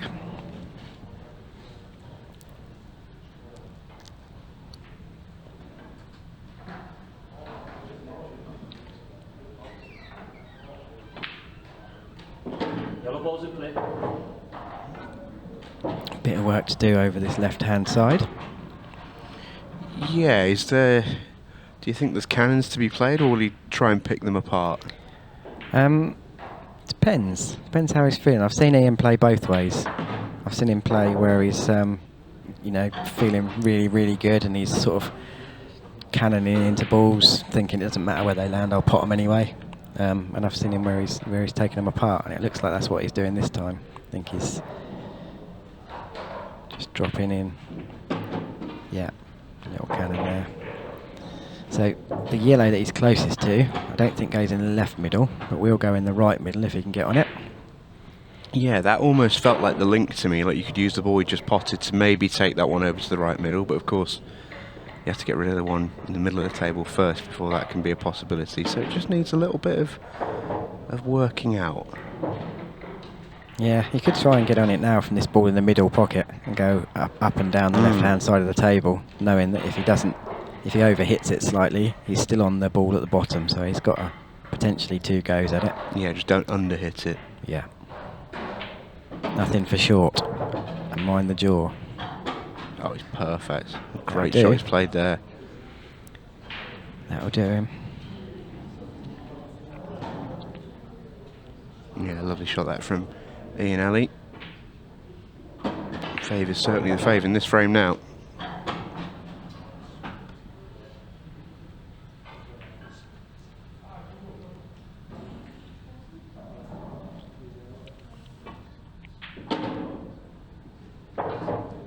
Yeah, judged that really well. If he'd hit it any harder, probably would have trapped on the cushion a little bit and not come up as far. Well, a very tidy visit to sail from Ian Alley. A lovely break and clearance. Definitely. Hit them brilliantly. And he's been rewarded. And he'll go for these. Been He will. rewarded with the yellows. He won't be playing safe here. It's one of those where the split's so good you could almost take both. Yeah, if you were practicing, you'd probably take reds. Yeah, just give yourself a challenge. Yeah.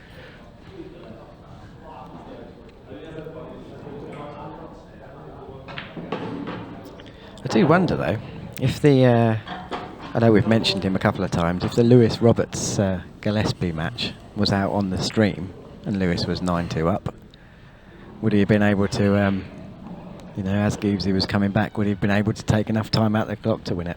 It's a completely different game out here, isn't it? It is a completely different game, absolutely. I think from what I've heard about that match, admittedly, only from Goobs, and you'll know yourself as a player, sometimes the worst person to ask how a match went is the player actually involved within it. But it sounds like it was a very, very high standard. So the one that kills match clocks is lots of bitty frames. I don't think there was many in that from what I can tell. But you're absolutely right. One of the best things that can happen in this sport is massive comebacks, and they should always be protected at all costs. Did see a good example, CD, here's one for you. So first match of the, or one of the first matches of the entire tournament we had on the arena table. Yep. Matty Challen played Joe O'Connor 10-8, so almost the full allocated amount of frames, and that match finished with comfortably over 9 minutes left on the match clock. Yeah. What a player Matty Challen is. Yeah, I've seen him before. Looks a real good player. Me neither. Yeah. Had been told by a couple that he was, you know, very handy. Yeah. But having spoken to him in the studio afterwards, he said he's sort of one of those annoying blokes who's sort of quite naturally very good, but doesn't really put the time in that he'd have to be consistently at the top level. That's how it looked to me, to be fair. I played him in one of the earlier rounds, well, a couple of rounds ago, I should say. Yeah, and it was the difference was literally a couple of tactical frames. Christy Caulfield and Ryan Pisani are 4-all. Sort of what we expected from our last 16 ties. We've got 5 on at the minute, and there is not a single one of them with a 2-frame difference. It's tight.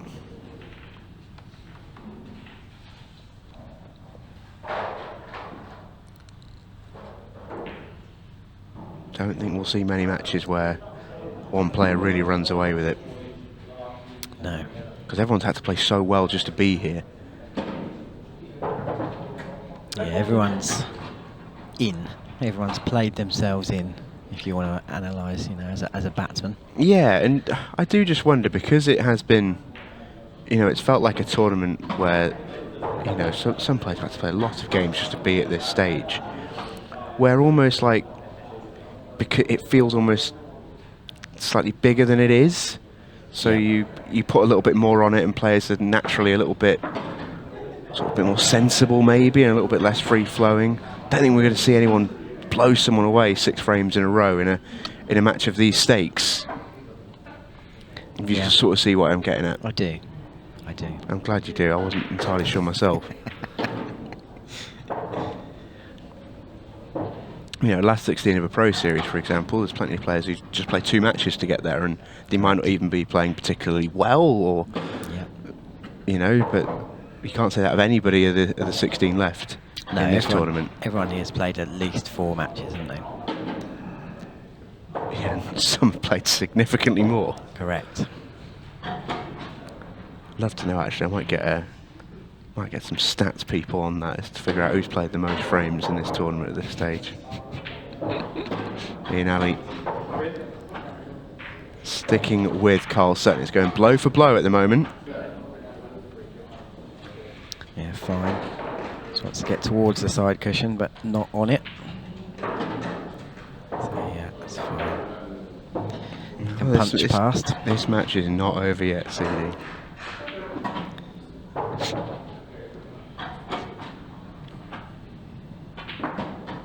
Got credit both players here. For Carl's part, he's been brilliant, really. Not done an awful lot wrong. But neither's Ian. And despite that scoreline discrepancy, he's right back in the match, or is he? Oh, that's a shocker.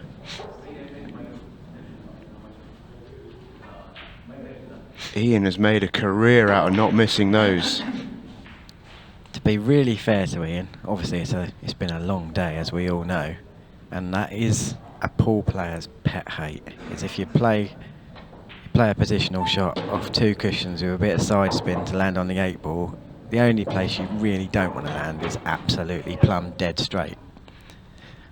A little bit of angle either way, and that shot becomes sort of, a good 10 times easier, really. Why But is that? Still one you'd expect him to get. Yeah, why is that? Really? It's just because it's just. I'd love to know the psychology behind it, but it's just one of those things that you can. You can cue in balls all day long, but if you really wanted to test your cue action, you cue in dead straight balls. You don't cue in balls at angles, do you? Because you want to know you're hitting the ball plumb dead straight. Yeah. So yeah, a bit of a let off there for Carl, and he's on the hill, and you've got to say it's uphill for Ian from here. Playing matches, you're either racking the balls up, or potentially you've got a couple of seconds when your opponent's racking the balls up. But yeah, there's not a lot of mental places that you can escape, really. And scratching straight in off the break almost feels apt. Yeah. For Ian Ali there. A little wry smile.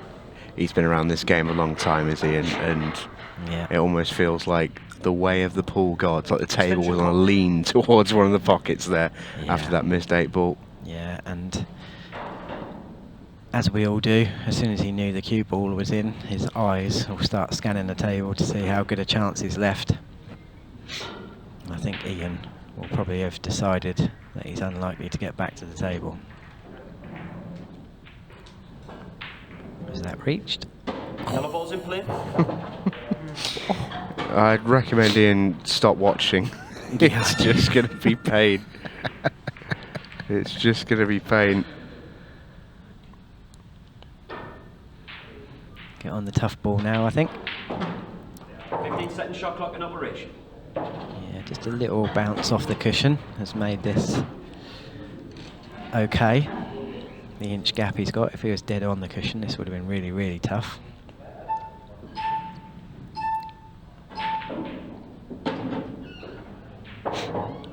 That's a great shot.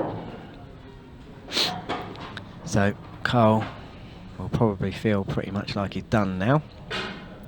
Just want to make sure he tops this through enough, or stuns it, sorry, for the 2 balls in the same pocket. Leave the one in the middle as his last.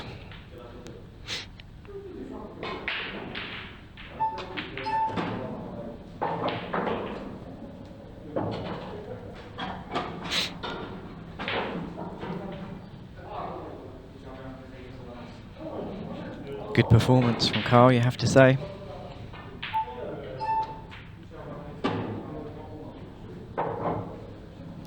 Yeah, been brilliant. Been solid, hasn't he? Looks really dangerous. I mentioned at the start of today that if I was a betting man, and I reiterated that I'm not, there was some smart money on Carl Sutton this weekend. And he is into the Ultimate Pool British Open quarterfinals. Loads to talk about, but just on yourself, Carl, in that match in particular, you know, you mentioned you just have to get up to the rhythm of it. It almost feels that way because you've got so much arena experience now, and you know, let alone all the Pro Series runs you've had, all the Monday night experience of some really short, sharp stuff. So is it just a case of just a couple of frames and you almost feel, right, okay, I'm back now, I can sort of do what I want? Or is it a little bit more? No, I don't think I'll ever feel 100% comfortable because I'm a thinker. I cannot think quick enough, like like a Chris or someone like that. But I can handle it. I can play alright. It's just, if the balls are there, it's not too bad. But if I get in a situation where I need to think, that's where I struggle. Well, I wouldn't ever say you look like you were struggling, mate. But maybe that's part of the ability, hey, to sort of to mask that. I mean, you played some great match play there with Ian, who I thought Ian played quite well. Certainly didn't get much run, but I mean, you certainly didn't let him in enough to really. No. Allow him into the match. There was that there was that big frame towards the end where I had to play a plant on my Red's first shot, and I've left it in the jaws, and then he missed the black. Yeah. If he pots that black, I think it was then 8-6 with 10 minutes left, and that's game on again then. But after he missed that black and I took him out, I was thinking like, well.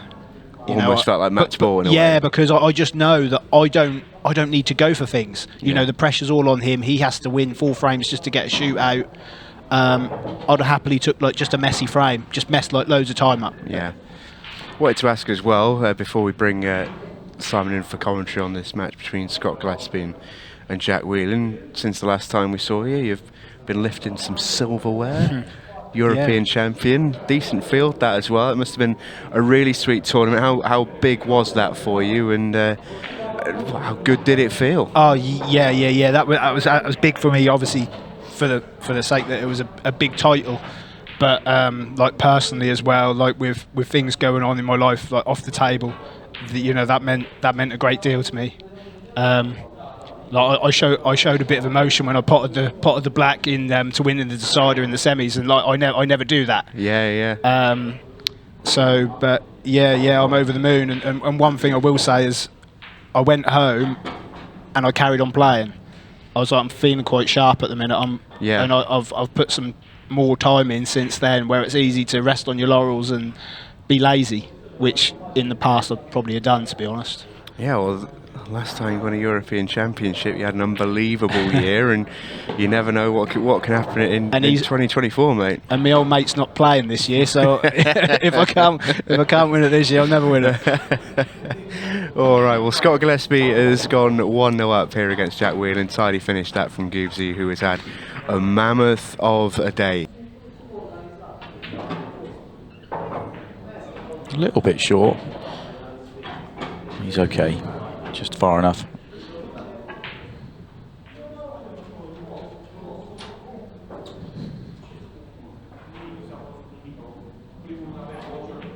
I kind of said to myself when you tipped him and that got plastered all over social media, I was like, well, you put the curse on him. Well, he came up to me actually when I saw him earlier this weekend. He said, "Thanks, mate."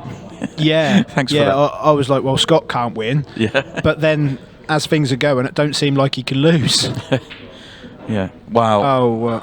That's a big commentator's curse on that one.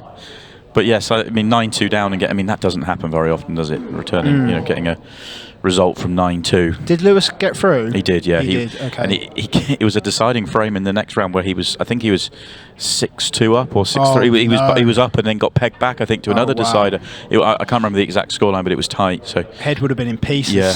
In fact, he's already in action in his last 16 match. He's taking on Declan Brennan. He's currently 5-3 down. Declan with the advantage there. They're playing on the back arenas.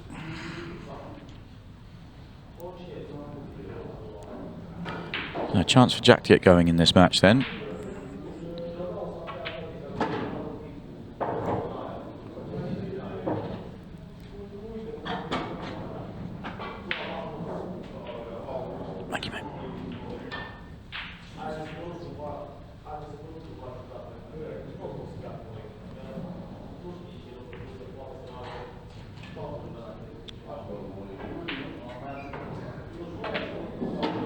interesting time at the moment for Jack Whelan, one of the full-time players that there are.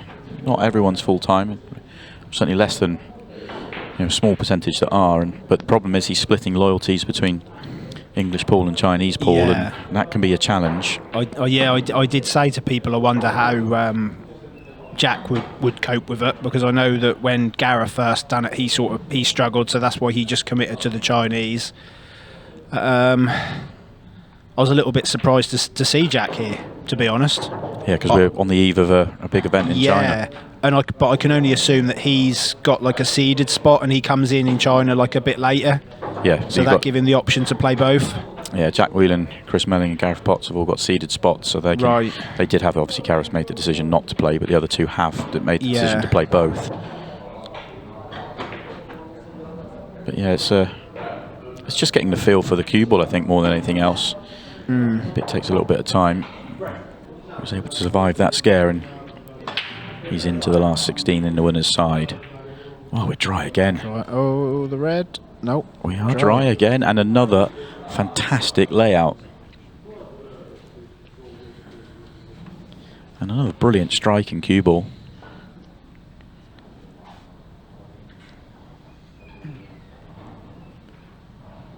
Those last two breaks from Scott, if you'd offered him forget about the outcome, if you'd offered him the way he hit them and the way the cue ball went, he'd have taken it and snapped your hand off. And he wouldn't believe that he's been dry twice.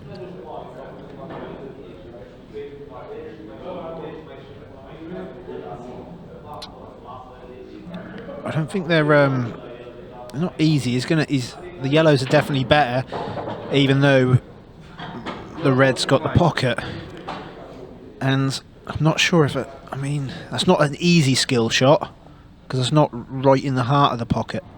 So you don't think he could squeeze it through? It looks too tight on our camera. Yeah, I think Jack's now going to play into it. He might do the skill shot, or oh no, he's not going to be. But then again, yeah, he's a bit in trouble now. It's a tough ask to go into it on that line and actually have it develop, unless it sort of goes on and makes the red. Yeah. Couldn't have come out too much worse for him. He might play the skill shot, or he might play the loss of turn. If he sort of screws back to like the break line, he might not leave Scott anything. There, yeah. Loss of turn. Yeah, good thinking. Yeah, knowledge by Scott there. How about side cushion into the red, and then push the white up into the one over the hole?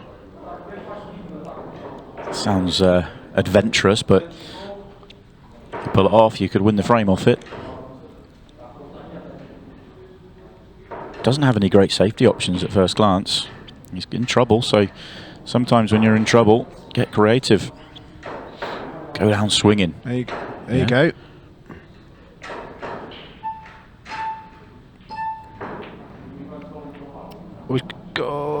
He'll take that. Yeah, it's not the worst outcome for him. He's blocked off the yellow. Wasn't the worst effort to make the shot. That was a bit of a 2-in-1, I guess.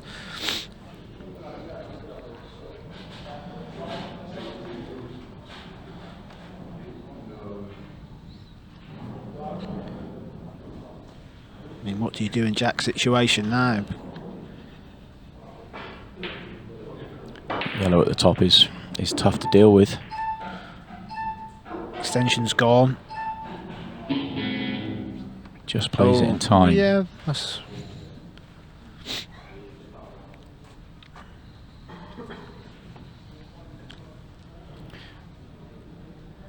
That's worked out well for him. You can't play a loss of turn without risking leaving a yellow on. It's more likely to leave a yellow on, and well, he's just had a look at the combination shot.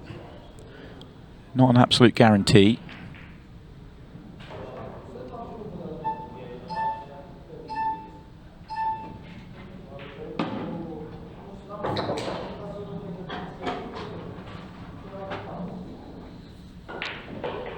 He's going to try and get the snooker behind this ball now.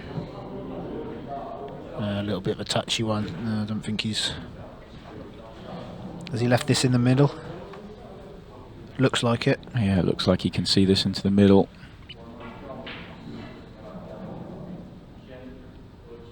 Yeah, you can see him in the background grimacing. Good tactical exchange that. Both players coming up with good shots. Yeah, that's a good shot from Jack to get that over the hole.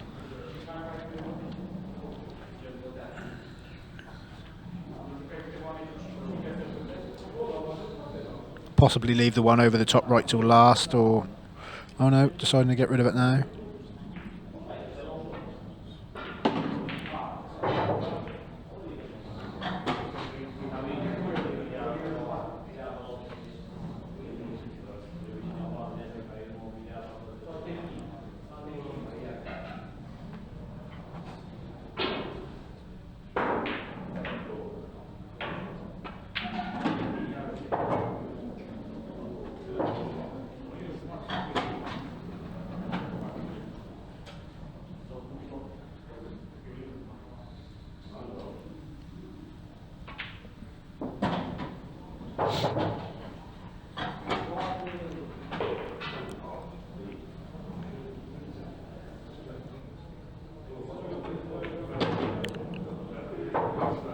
Yeah, played that really well.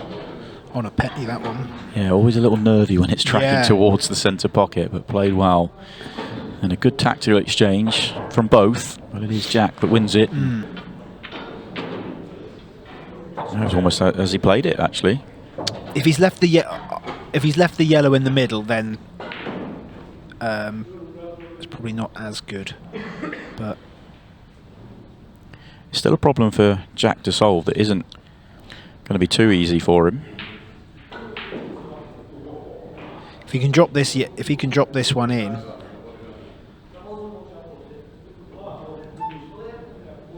he can play the loss of turn and snooker behind the black.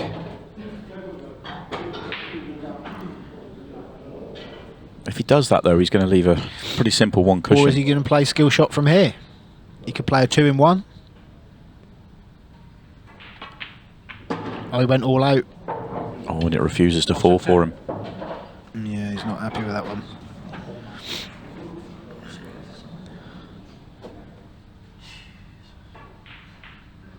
Not happy. Opportunity to get level. Looks like it's gone. Oh. It looked like he'd hammered it, but then it's gone further than he'd like, but that's pulled up more than I thought it would. You would have liked to have gone another 2-3 rolls, actually. Yeah. Go out by more and have it into the centre. Again, it looks a lot easy. He is going in the centre. Very good. Good shot. But I don't think Scott's break has been brilliant, so I think that can give him hope. You know, if Scott was saying that, he'll probably leave drop-ins now. But no, there you go. I think that still gives Jack hope of a comeback. Because even though that Jack's having some inconsistencies with his break, he knows that his break's such a big weapon that he'll always believe it will turn around. Law of averages says if he keeps hitting them like that, he will keep making one. You know, or if he starts making yeah. You know, if you're 7-3 down against a guy that's breaking really well and leaving himself an opportunity nearly every time, you know you're relying on mistakes because he's going to just keep on getting opportunity after opportunity off his own break. But with this, and Scott isn't breaking particularly well, I think that's Jack's hope at trying to get, you know, finding his way back into this game.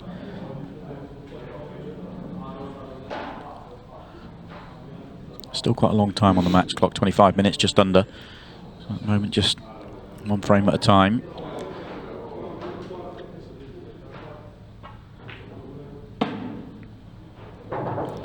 He looks like I think he's just okay. Yeah, he looked very frustrated with that first shot because that red just hasn't quite popped over the middle. It's really awkward. If you're right behind it, I think you can drop it in, but it's not nice. That's a good shot. Very good shot. So you think that the red goes? It's not one you should be too comfortable with. You'd have to absolutely die it in and be right behind it. If that's the case, I assume the red goes past the 8 as well. So if so, he'll just land on it and just trickle it in and just back himself on the last red. Oh, Mind you, that angle there is not a good one, is it? Yeah, no. I think he's played. Oh no, he's down quick. Oh, okay, Oh, that's there a is a slightly gap. better angle, yeah. Yeah. Oh, and he slid it straight into the jaw. That was tough though, and that first shot, you could see him, he stopped in his tracks as he was walking around. If that red goes, what, not even quarter of a turn more, he'll feel like he should get out, and it just stopped enough to give him a headache which he couldn't solve. Opportunity here for Scott Gillespie to get another frame in front.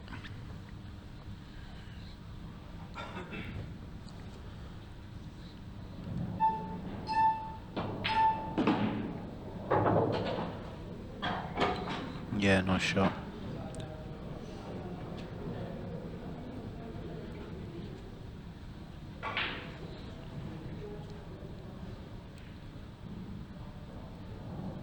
The only real, I say, problem, that's not really a problem, is the one on the right hand side. When do you think about taking that? Do you leave that till last? I quite like leaving yellow over left centre off it, just so that the red can't become a problem for you. Yeah, I like that.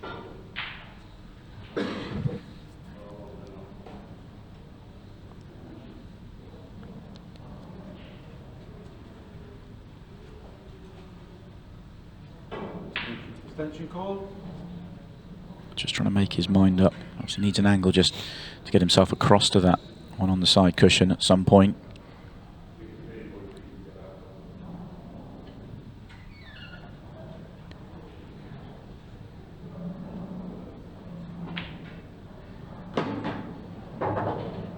Okay, get that one out of the way. Possibly pull this one back to give himself that three-quarter ball angle on the one to top right, I suppose.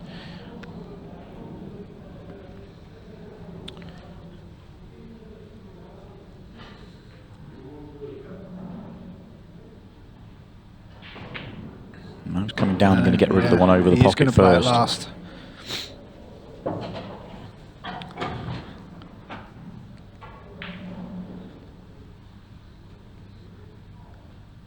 The thing is, you know, with these pockets, and they are more generous. And it only becomes a problem getting on the 8 ball if you land straight, and he's not. It's so unlikely that he lands straight. Even straight, you just probably run down and go underneath the red.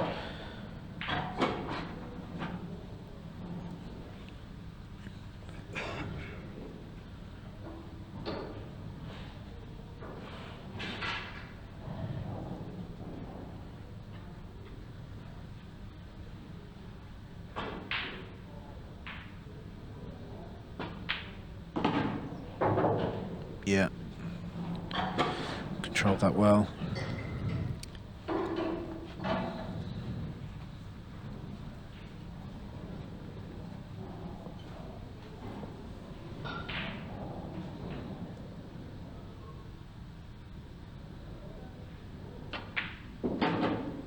See that?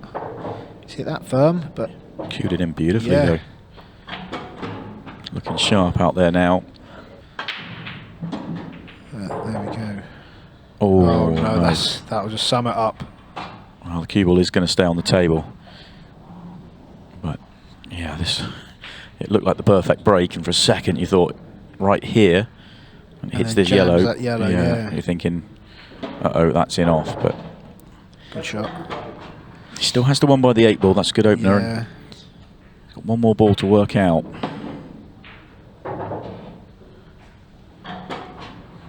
Can he screw off the side cushion into him now? Looks like he can. Oh, I think it goes in the corner.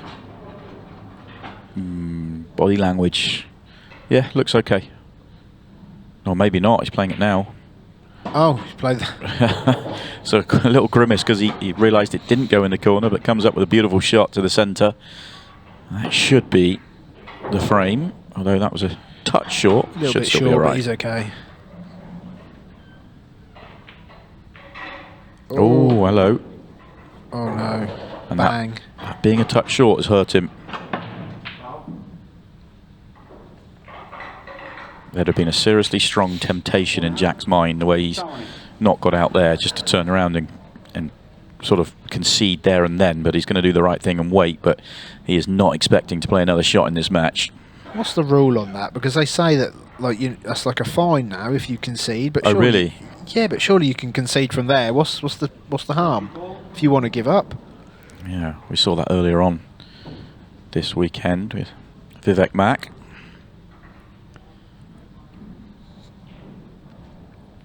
I always think it's the right thing to do, just even if they were unmissable, and they're not unmissable, but he should get them, just to let your opponent get them done. But your mind does some funny things out there. No, he's obviously disappointed. He knows he's had chances, he's made mistakes. I think he just wants to get out of there now, to be honest. Yeah. Wasn't the greatest of first shots. I think Scott was just trying to move that yellow. Doesn't really need to. Tracks beautifully behind it. Yeah, nice shot.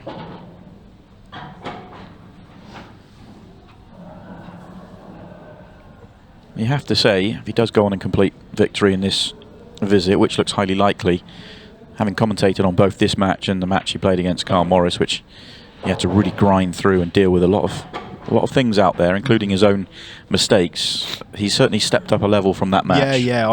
I see quite a good chunk of that match, and he's been a lot better in this game.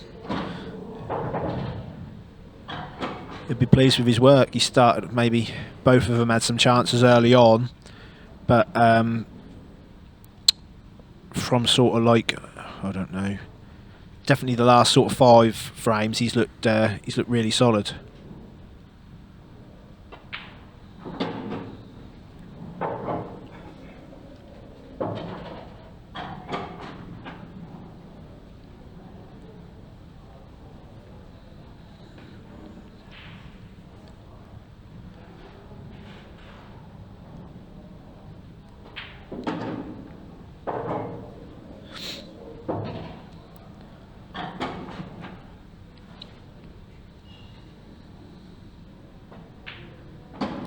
Simple 8 ball then for the victory. Little fist pump there, I think, as well. Yeah. Yeah, not quite as big as the one earlier on against Carl Morris, but it still means a lot to him. Scott Gillespie marches on to the British Open quarter-final. Jack Whelan will have to come again at the next event. No, it's a really good weekend. Yeah, absolutely. We'll talk more about your exploits throughout this match as well, because I want to give you your flowers. Didn't get you on the arena table, but the performances you were pulling out were fantastic, really, as we see CD get his first go at the table. The cut break that's been pretty faithful to him all weekend, staying so. And he gets his first go in frame number 2. But I think Chris does something quite similar to myself. I think he tends to start matches with a cut break, and then if it doesn't work, he pulls out the break cue. He does strike it really like nice as well, the cut break. Well, he's a bit of a Swiss Army knife for breaks, Chris. He's a bit of a tinkerer, but I know he was telling me earlier that on the outside, because he's not playing on the arena table yet, he's been outside tables all the way through, and he's been saying, don't trust my own racks, I cut break every single frame. That's quite true. I mean, because I do cut break more often than not, and it's actually quite nice. You haven't got to stand over the rack and observe it, you know. Yeah. As long as you're hitting the second one flush, it doesn't really matter about the front ball as much. But yeah, it's a bit of a tricky shot here. He just needs to sort of beat the yellow and come back out. He's got quite fortunate there to come off the jaw. Hand up, an apology.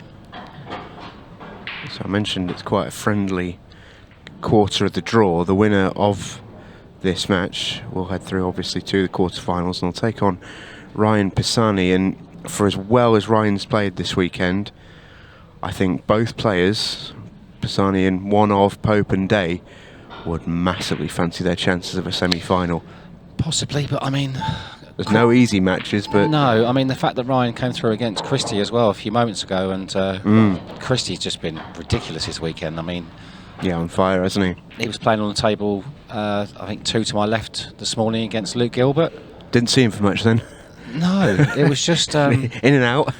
Yeah, there was one frame. I think I'd broken dry again, and Reese was at the table just surveying the lay of the land and the route and everything else, and I think he turned the clearance down, and then I came to the table and played a lost a turn. I can't remember the exact detail, and I it was 4-1 over there when we started the frame. And I looked across and it was 7-1. I'm like, they just had three. Chrissy just dished 3 frames in the time that we've taken to play like about half a dozen shots. It was crazy. Yeah, I mean, he was 10-1 and out in, I think, 30 minutes. It was extraordinary, really.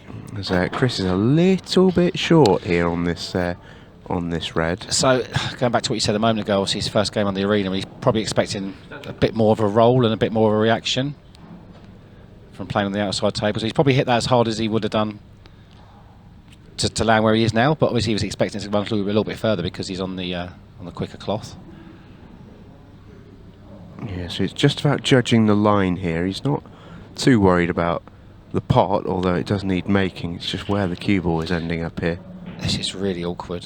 I wouldn't be surprised if he just tried to go through the gap and then maybe just left a double. So the gap of the 2 yellows, which he's done. Oh, he's in off. Yeah, that's gone. So very good chance for Scott to get his first frame on the board, and I think it'd be the plant first shot, just get rid of this yellow above the 8. Yeah, saw one for CD, and both he and Scott Pope are going to get a bit of a freebie to get their last 16 campaign off to a flying start. Sorry to interrupt. So I didn't know Scott's nickname was Lucky. I've never heard that. No, me neither. And from what I've seen of Scott Pope, I wouldn't ever dream of calling him Lucky. I think he's a really good player. Yeah, no, absolutely, yeah. Didn't strike me as that sort of character. But he's not a ball run Bingham, I don't think. So no, it's first I've ever seen that this evening. So Scott was in Pontins last weekend. So it was the county finals last weekend, England trials, etc., etc. And Scott came through the trial system there for the A's. Then I think it was Ryan Hopkinson, I think. Ryan didn't have any luck at all from the break. Really nice bloke. First time I've really spoken to him. And then, as we say that, it's quite unlucky to go in off on the cup break as well. Yeah, not a single ball contacted as he zigzags across the triangle area. If you look though, he has hit it a little bit low. What I mean by that is you're trying to get the second hit. So once you hit that cut break, you're trying to go off the side cushion and go into him a second time. So you're getting like 2 goes at getting the ball basically. Yeah. And that was just a little bit low and skiddy, but it's still unlucky to go across twice. Red balls in play. Yeah, Chris took out a lovely finish in frame number 3, and with the break was looking to establish a little bit of an early lead. I mean, I'm going to give you a little bit of credit now as well. I mean, this is obviously a new experience for you guys, having hour and 10-minute matches to commentate on rather than the 20 minutes and as well. So you're putting a shift in yourself this weekend, isn't it, Steve? Yeah, it's been a long weekend, that's for sure. But do you know what? It's been really enjoyable, must say. Without sort of been sort of woe is me. Oh, it's a long weekend for everyone. But yeah, it has been a lot of fun. There's been plenty of matches that have been really enjoyable, and I think for me that it's just about the races sometimes just unlock that little extra something in a match, you know. In any sport, regardless of what it is, you gotta love a comeback, and they're more available with longer races, and yeah, the match clock has, you know, at times played a part, but in the main, it's just been nice to just felt like a purist's weekend. it was something that we talked about. I spoke to Matt about this the other day, and we were wondering what the time will be set at. And obviously 40 minutes during the season on the Ultimate, it wouldn't work obviously for a first to 10, and yeah, I think 70 is just about right. Yeah, I think so. I think I had this chat with Chris actually, ironically, earlier on, but yeah, for me, I've had a few matches run pretty quick. As Scott tidies up that one with a key shot there as a transition up the table, cued that one really nicely. But do either of these guys know what colour they're on at the moment? There's lots of turn available to CD, but again, it's hiding the cue ball now is so little. Well, he might try and send the red up towards the 8 here, just to make that a bit more trickier for Scott to get to. whilst taking the yellow off the Yeah. table like that. That's what he's tried to do. He's slightly overrun, but it's still a very good cue ball. Well, Scott's going to have a double at most on the 8 if he gets that.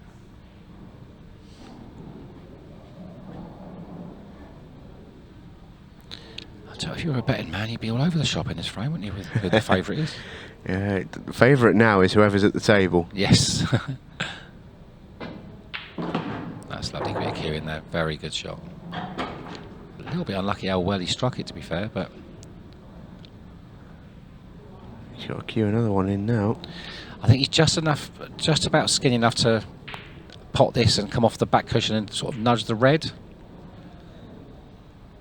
I think it's one of those you've just got to concentrate on the pot here, because the pot's everything, just to keep it, you know, giving opportunity. He was able to nip it. Wow, what do we know? Yeah, look at the reaction he got on the cue ball there. So it will be the double. Yep.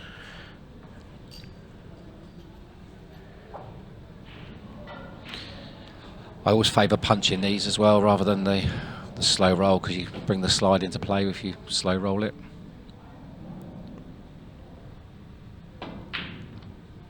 Yeah, Punchy. brilliant. Well done. Tom Cousins faced off against Sean Story at the conclusion of this one. It's an absolute cracker to finish with as well. Yeah. Very, very nice one. Chris would love that 8 ball to drop. It has. And this will present him a really nice chance, I think. 8 ball will come up, of course. Yep, Yeah. no golden break in operation this weekend.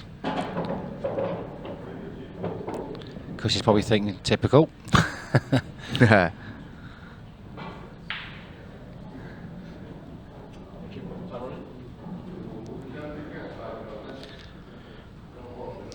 Definitely favouring the reds here. It's just his opener, isn't it? Yeah, it's probably going to be the red to the top left. Maybe screw over to the side cushion, but I mean, yellows has got too many ifs, buts and maybes for me. There's Yeah, that red hovering over the middle pocket's big on yellows, isn't it? yeah, so Yeah, it has to be reds. First shot's tough, but then Yeah. after that you'd expect CD to be able to pick it apart once he gets control of that cue ball. okay. So the red that's directly as he's looking across now, that obviously does pass the other red.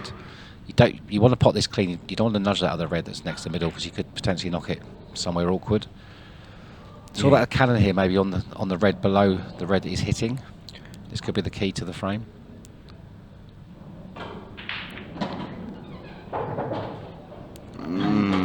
It's okay, I think, 'cause he's got the red to middle. I think he's knocked that into a plant, which is quite fortunate. Yeah, the plant's set, and I think he can just get through to that red over the middle pocket. It looks close.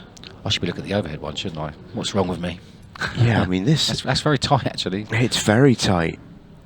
Because on the other angle, from that angle there, it looks like so. Oh, that's even better. He's on the plant now. Well, that one didn't look on from what I was looking at. What do I know? Yeah, squeezed it through. That's okay. He's got a little bit of work then. So it'll be left middle, left corner. And Any reason why Chris has gone back to being CD? yeah, I just don't think he enjoyed it. I think he just wanted the rebrand. No, listen, there's nothing wrong with it. I think it's actually quite cool. Yeah, I enjoyed Judgment Day, but I think he just felt like it wasn't really him. I know that from playing Interleague over the years for Maidenhead A, and we come up against Colchester quite a lot. And that's Decent interleague battle, that. yeah, they were. Obviously, Chris and Sean Story, and to name a few others guys in that team, really good side, and we did all seem to get the better of them in recent years, which is good for us. But anyway, but they Just drop that one in there. yeah, might as well. They, I'm pretty sure they used to call him Christmas. Oh, yeah. Seasonal nickname, maybe. Yeah. So this is all about just topping through and just running through the yellow. Like so. Very nice. I can call the shots, and I've managed to play a few of them this weekend, which has been even better. Yeah, enjoyable, mate. It's a nice finish from Chris Day. Wasn't as easy as it might have been. Nope. So maybe a bit of an escape for him, Yeah. but CD's going to continue to make him suffer. Am I just going to let that go, the pokey out red, or can I comment on the pokey out red. You can comment on what you like. Once you've got that microphone, it's Mate, all I fair love it. game. It's a great line. Love it. Is he going to go for the jewels? No, that's a foul, I think. I think they'll check that, but I'm pretty sure that might have been the 8 first. It just didn't feel right. Yeah. Well, we'll have a look at it as referee Oryx Tesgill joins us in studio to have a look at it as well. Oh. That is, well, I say this every time we do this. Yeah, I'm just glad I'm not a ref. So we're super slow-mo in now. I think it's okay. I think to me that looks all right, yeah. Oh, we've got a difference of opinion in there. I'm feeling like he might just be clipping the 8 first here, but because of the line that the 8 takes. Yeah. Yeah, impossible for me to tell. That to me looks a little bit like simultaneous contact, but I mean, again, I'm not a referee, and I'm very glad I'm not one because they have a very difficult job. I don't know if you can call that a foul. I don't know. Oh, referee Oryx is confident enough to call it, and you know he's one of the best in the business. I respect his decision. I'm glad it's not me who has to call it. Yeah, absolutely. But the one thing you should say is I don't think it's going to make a huge difference as to who wins this frame. I mean, Chris has literally moved the white ball about a foot away from where it landed anyway, isn't he? So it's just in case he can just pick his route now. Yeah, a little bit much ado about nothing, but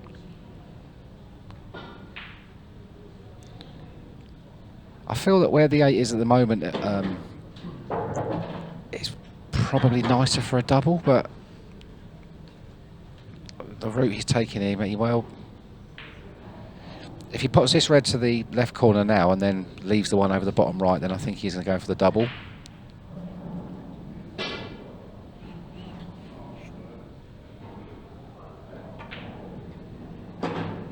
No, okay, so he's going to play the right way of doing it, I think, which is to scrap the table, leave himself half ball on the red into the top right, and then just drift the cue ball over. He has got the option, of course. He doesn't quite land in it right. He can screw down for the 8 as well, for the double. yeah, playing it the proper way. Yeah, absolutely. He's just that horrible off angle that's the worst angle. Yeah, he wanted to be further up the table. He's a bit short. I mean, do you top it through with left-hand side to get somewhere on the left-hand side of the table? Do you? The danger is when playing with top on this table is you just take, dance with the devil a little bit. Yeah. You've got to play it really well. Especially because the cushions skid as well. We don't know after contact they don't actually. That's what he's so playing. He's loading it a bit of left. Yep. There was no check there at all, and is he gone too far? Oh, Chris. That must have been playing ball then, surely. Right, it looked like it. Or it looked like the side just left. didn't take. Yeah. It looked like the side didn't take. I mean, that is the worst result for the CD since the dawn of the MP3. If he can see the side of the 8 here, he can play a half decent cue ball to the top rail, but you want to get a touch in the top cushion here just to put the pressure on Scott. It's not bad. It's a good line. Yeah, I can see what he's trying to do. He's trying to cover up the bottom left pocket. He's not quite got cue ball and object ball there. You'd fancy Scott Pope here. It's not far of an naturally enough this though, Steve. And you can't do a lot to affect it with the cue ball being so close to the cushion either. Yeah, He's just having a look at it. I think it's just dawned on him.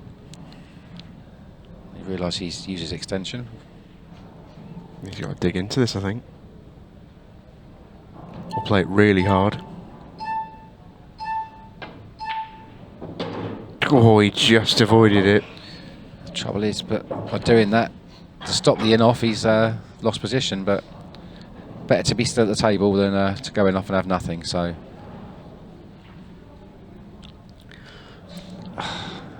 Up and down? I'm going to go for the double into the top round corner here and try and get a good cue ball, and hopefully it rattles and goes safe if I don't get it. Just Bang. like that, nailed.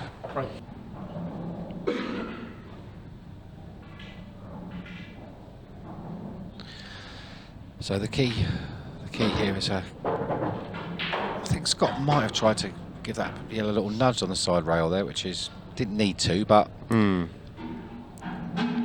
don't mind somebody trying to bring a ball off the rail when you're going to land on something else, because obviously even if he hasn't brought it out, but he's still got choices. It's all about picking the order now, so get yourself back down the right hand side of the table for the 8.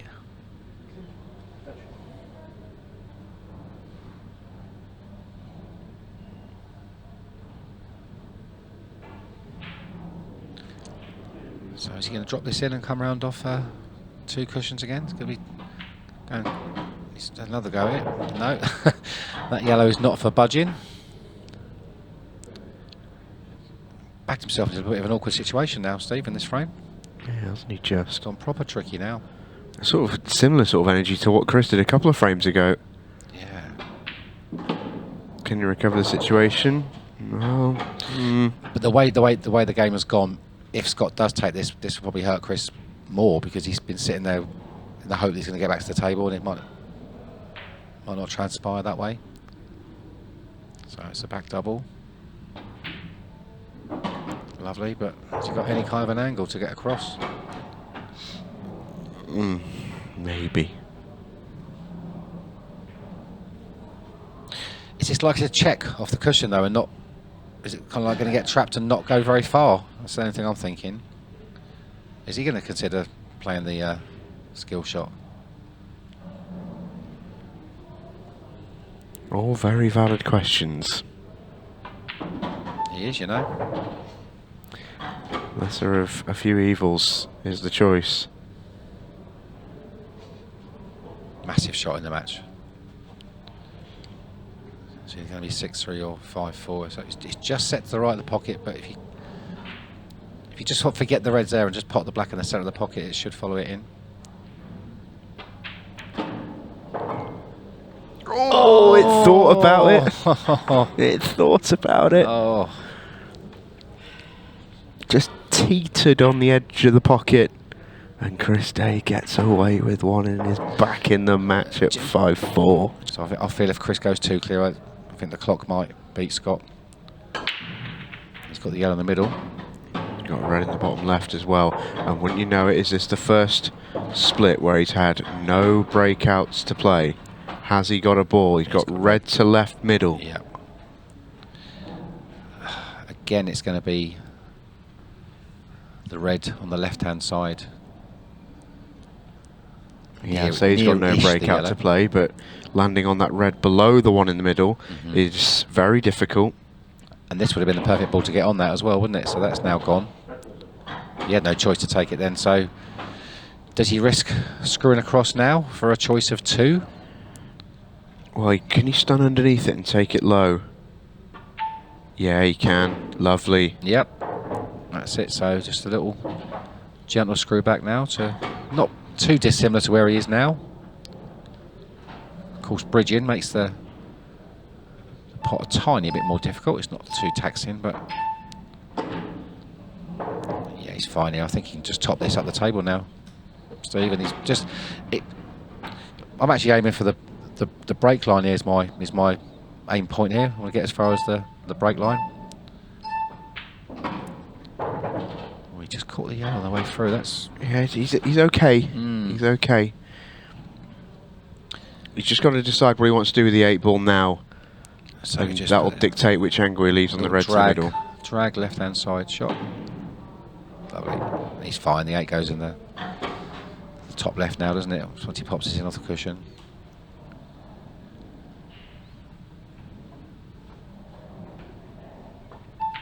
Just wonder if Chris will use his experience with the clock now and just pop this 8 on the last couple of seconds as well. I'd be. Well, he is. Yeah, he doesn't like it. No players do. This is an awkward one for all the players. There's no getting used to this. So I would leave it to a 1. I'm sorry. I know he's timed it perfectly, but the timing is there. Well, that's the perfect example. That just shows how he's got that timing down. Yeah. So. Yeah, interesting. He's going front ball, I think, but he's been cut breaking all day out there. The same. as I have. Yeah, cut breaking in the back arena at front ball. He did the same. Wow. Well, maybe he might not stay with it, but it's always a tough one for me to watch somebody with the power of Tom Cousins' cut break, but maybe too much power on this occasion. You want to see the power he generates from a cut break, Simon? Well, yeah, there it's is fairly that. similar, in fairness. Yeah. Which when you put all that time and effort in and you're trying to do everything right, it can be frustrating. No doubt about it. Indeed. Well, opening frame, big error from Sean Story, then fully punished by Tom Cousins. Yeah. But Sean did say to me earlier today that his break is in the best place it's ever been in. And he's just proved it with his first whack there, hasn't he? Yeah, he's hit that well. It's not perfect though, is it? It's no, a little issue at the bottom here. He's got the yellow over the middle, which you know, if he lands sort of anywhere slightly off straight, it's a natural just to drop into the yellow and the 8 ball, which he can do sort of second shot if he wants to, and guaranteed to be on the ball top left. So yeah, a little bit of work to do, but should be okay here. Far from me to say anything should be done or shouldn't be done after my last match, but well, this is, I mean, it's a different game when you're in here. I enjoy it in here for that reason, but it is. But the thing is, when you're out there, you have all the plans that you're talking about in your mind. They are what's going through your mind when you're out there. It's just you have to deal with where you end up and how things go, and that's not gone particularly well for Sean there. Yeah, that's about the worst possible outcome. Stuck on the yellow, and he's pushed the black safe.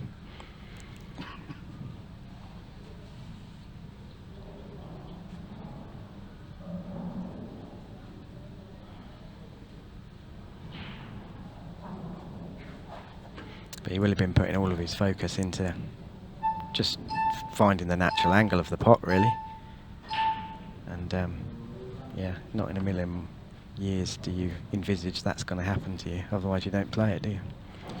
Can you be critical that it was slightly overhit, or has just got the line slightly wrong? Catches the 8 ball a bit more. Maybe on the top side. It's okay. Again, it's a slide, isn't it? Because I think if you play that shot out on the other table, you're probably catching the 8 half ball, and then it's perfect. Both these players have played on the main table this weekend. Both played yesterday. Sean, it was first match of the tournament, so he's played every match since. Out the back. For Tom, it was his second match of the tournament, so he's played quite a few since then. Yeah, clever shot from Tom. Opened up the reds and made one of the yellows safe. Had to make sure he did get something in the way of one of the yellows, because the yellow at the bottom by the 8 ball is a good ball to land on or break out the 8 ball if Sean decides to go.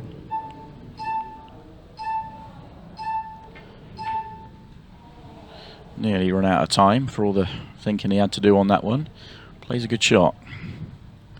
Containing shot.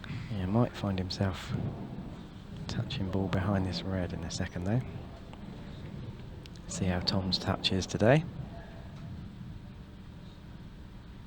Not bad. Bad news for Sean is he's likely the easiest ball to hit. It's the closest ball he's to, which means he's going to be pushing it away from the 8 ball.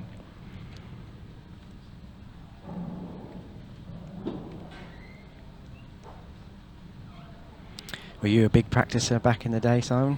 Yeah, along the same lines as you. Would look for a lot of solo practice. I also had a lot of match practice and a variety of opponents. I used to travel a fair amount to try and find, you know, if you can't find somebody that was going to push you around, you try and travel to find somebody. Yeah. You know, I sometimes would travel as far as 2 hours to go and find a practice partner, and I felt that was worth it at the time to be pushed and try and elevate to that next stage and that next level. Definitely. But then I was also playing an awful lot of players more locally, you know, and then trying to find ways to make that competitive. Trying to always put myself under pressure. I found a lot of times. I know that you guys play a lot of sets, and when you talk about sets, you talk about sevens, don't you? You talk about races to 7. You said they're 7-4, well, 7-5 for the tournament I'm playing. Which is sevens. But I used to love a set for me was a race to 3. and then you play. I just played a ton of races to threes. Every frame I played was under pressure. Okay. Just non-stop. And you could be 2-0 up and thinking fine, but you know, you're playing players that can run 3 straight. You're a dry break away from losing. Exactly. Yeah. And so you're always you know, under pressure, and you just, you know, find a way to give it an edge, whether you stick a 5 on a set or whatever it might be. Some plays you would, some plays you wouldn't, but it was always trying to find a way to play under pressure. Yeah, I mean, I'm doing that in practice with sets. So this week I've been playing against myself in a race to 10. The rules are, if I pot the cue ball off the break or I'm dry off the break, I lose the frame. Yeah. If I pot off the break and obviously clear up, I win the frame. But I didn't want to be playing like a headless chicken. So if the balls came out a bit smelly and I played a good safety shot, basically write that one off and rack them up again. That's like a draw. That one doesn't. Yeah. No, I love that. I think it's a great but idea. I also gave myself one dry break to have a go at as well. That was my. Yeah. Yeah. I do like that. We'll come back to that in a minute. I've got a few other things I want to pick your bones about on the practice side of things, as Tom had a big shot to play and he's come up a little bit short. Yeah. He's a tall guy, you can reach, luckily for him. A little bit surprised at the line he tried to find. I thought he'd try and hit middle of the left side cushion on the bottom end to try and be as wide on it as possible. Yeah, I didn't know whether he'd come twice across. It looked natural to come twice across, potentially. Big shot, though. Good shot, though. Oh, it's a brilliant shot. Brilliant stuff from Tom Cousins. Still, pop this one and snooker yourself on the 8. Doesn't give away the foul. That's the only thing. Yeah, he's asked the question. That's all you can do in this situation sometimes. Yeah, and Sean's not got into the match yet, and that obviously adds more weight to this visit as well. Yeah, because when your opponent has one ball left on the table and you have all of yours, it's always a frame. You feel like you should win. That's when I used to practice, that was a statistic I used to keep track of, actually. Yeah. That counter. You can be, if you can be clinical on the counter, then you'll be amazed at how much you can raise through the ranks. Especially when you get to the absolute top, you need to be clearing first visits to be able to compete and win titles at the top. But you know, if you go down a couple of levels, the counter is so important.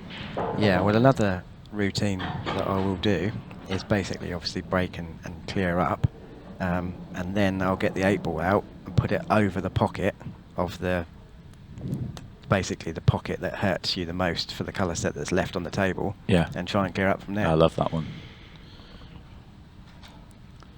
Well, it is a tough counter here for Sean, but nothing says he has to go for it in one visit. But you get the sense I thought he was trying to cut that one in, but he has decided to play defensive. And yeah, I think if Tom can find the bottom cushion and then essentially the break line, I think he's going to go close to cutting it in. Yeah, I agree, which is why I'm surprised at the shot that Sean played. I actually thought he was cutting one into top left to get, into that top left corner because it would pass the red. Yeah. But this is, it's a tough shot for Tom, but it's one that Tom will be happy to have this chance after not making the original clearance. Yeah, it was a tricky position for Sean to be in, really, because he's left. So close. Tom, but yeah, he realistically, you're never going to get ball in hand out of that situation. So he might have a better opportunity this time because he could potentially play the skill shot or the combination shot, I should call it. Or he could use the one he's nearest to just to play a straight breakout shot potentially as well. Yeah.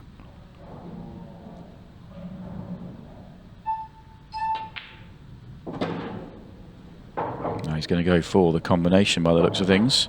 Yeah, it's a nice position for it, isn't it? Yeah, it's about as good on it as you'd want to be as well. Plus he can just stun the white dead and he's on the natural to come down the table.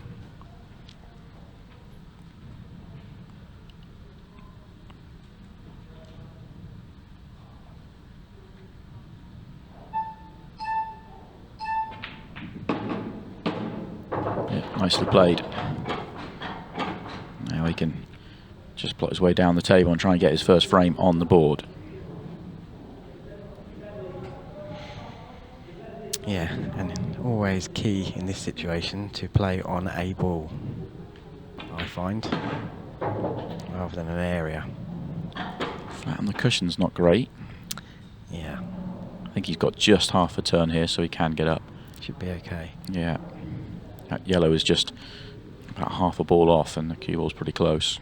Yeah, obviously going on my last match, I probably wouldn't have got anywhere near it, but I would have been playing to leave the top one first, half ball, just to leave the one along the rail last and stun up for the 8. But yeah, he was just off straight enough that he could pop it out.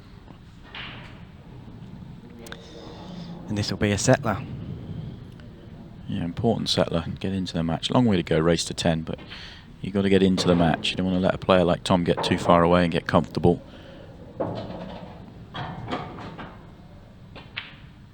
And Sean just does complete the victory in the frame, and he's up and running. Very important one for him there. Oh, such a good break. I'm with you. You said that Sean was raving about the quality of his break. I commentated on his first match where it looked like he was hitting them brilliantly, and he's still hitting them brilliantly. I think he is hitting that front ball as well as I've seen him hit the front ball. Yeah.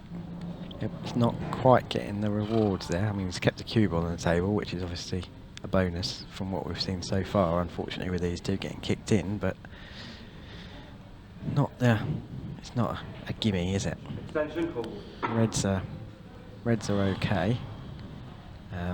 If he takes this red that's sort of in the middle of the table, he could stun up towards the 2 yellows on the right hand side and be on the bad red to the top left, assuming that it doesn't go in the top right. Coming down the table immediately. That's not ideal. Does have a shot. Trying to deal with the problem ball as quickly as he could.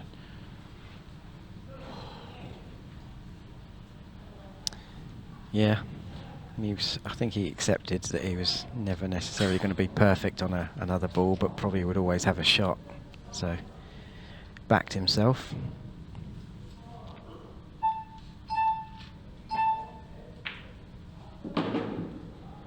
Cue's a lovely one in.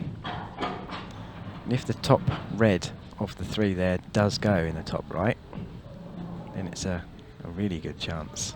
If it doesn't, then he's got a little conundrum to solve. If it does go top right, it's not the full pocket, not even close.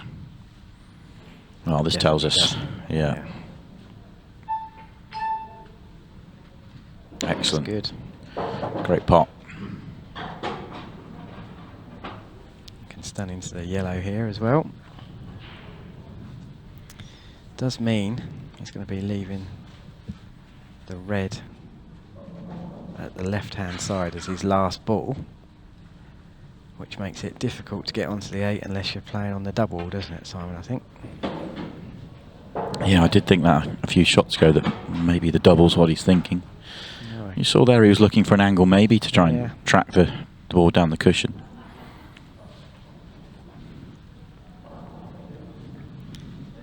Much rather play on it down the rail if you can. So, yeah. It comes down to give himself that angle.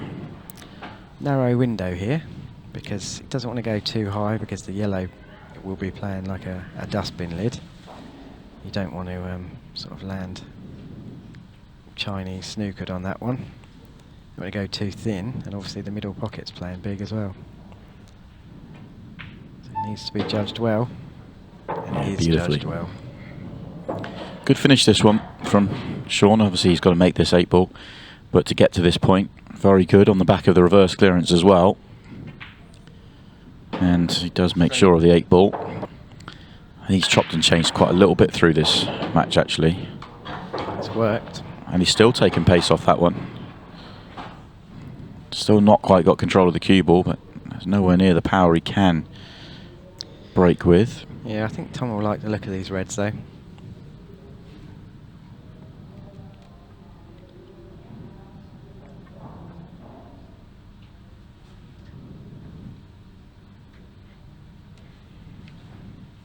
I'd be trying drop the one in the middle, play the one down the right rail to sort of screw up towards the yellow that it's near, and then play the red in the middle of the table and stun into the two reds and the yellow, knowing that I was going to be on the other red in the middle, the other side.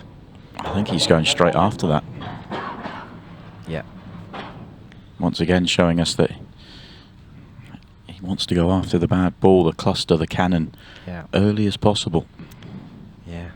See, the reason I'm playing it one shot later is because I don't like leaving the ball on the rail, because it's a hard one to connect to with the yellow there as well. But yeah, Tom's played it really well, and he'll be able to top this one through in the middle and get on that one now.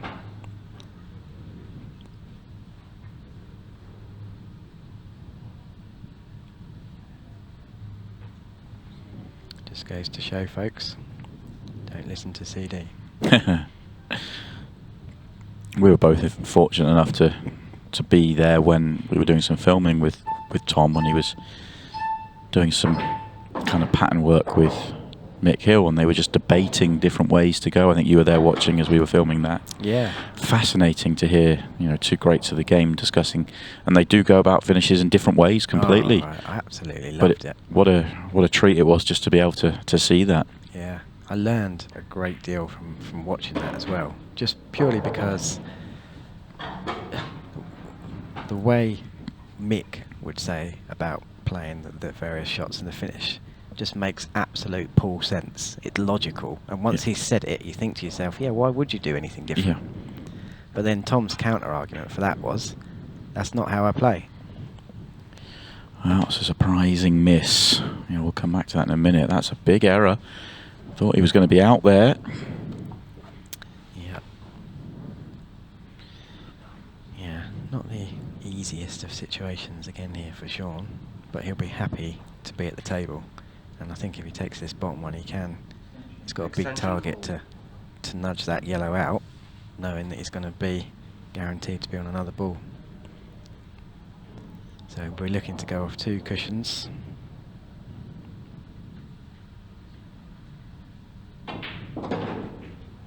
That'll be okay as long as it stays up. Well, will it? I think he is jawed. I don't think he can see the ball nearest the top left-hand corner to pot it. Yeah. And that means he's not on anything. Not good, is it? Is he fooling us? He is, I think. He is on it. He's having a look at the potting angle. Yeah, he is. Just fooling us a little bit out there. Going to come round off 2 cushions, maybe 3.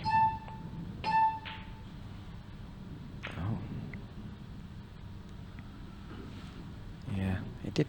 Unfortunately for him, I think he played obviously the right shot first poke, and it came out about as awkward as it could for him.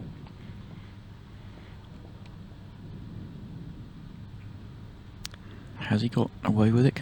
Oh no, Tom can see the one to bottom right. So Yeah. it's just not the whole of it, I think.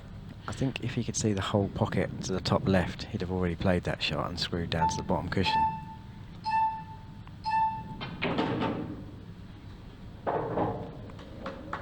Plays a good shot under time pressure.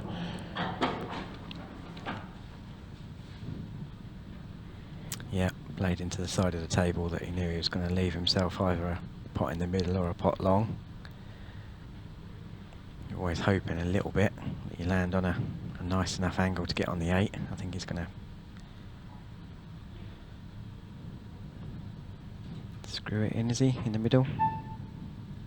Yeah. Floats it in dead weight. Lovely shot.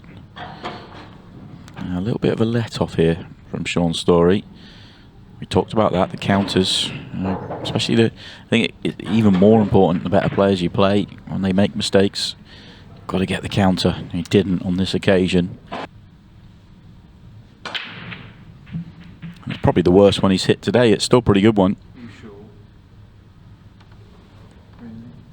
Yeah, not happy. No. Because in Sean's head, he's probably just gone 8-5 down. Yeah. I know what you're saying. Obviously, it's not really been that sort of match, but that can be how you think out there.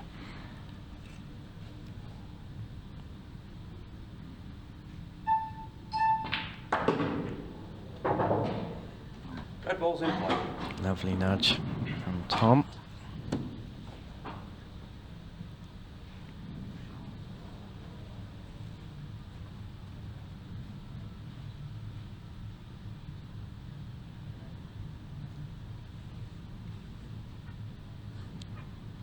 Only real decision to make is, does he leave the red at the bottom of the table to his last ball for the 8 in the centre, or does he come down and get that out of the way and leave his last ball in the centre pocket to leave the 8 ball in the left corner?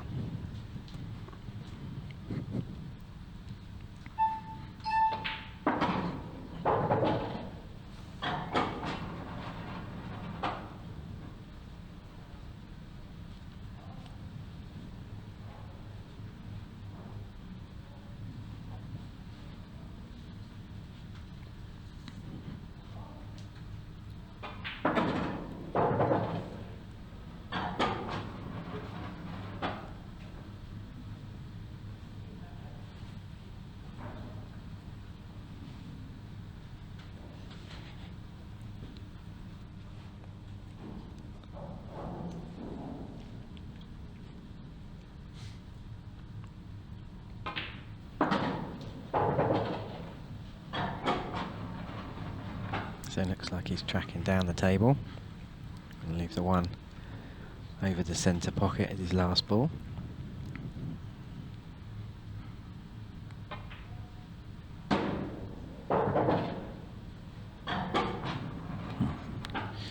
Could go either way here, but he's on the 1 at the bottom. It's the way he's going to go. Yeah, I think I prefer this option too. Yeah. Simplest way to get on the 8 ball.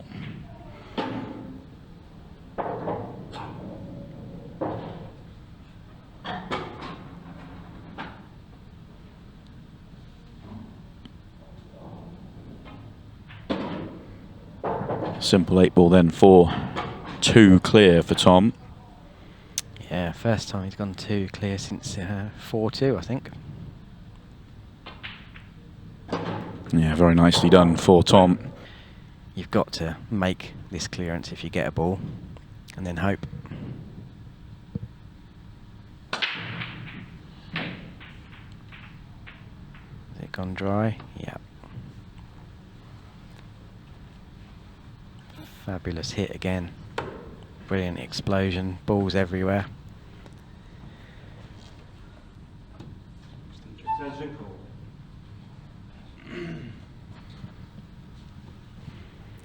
Good chance for Tom on the yellows to wrap things up.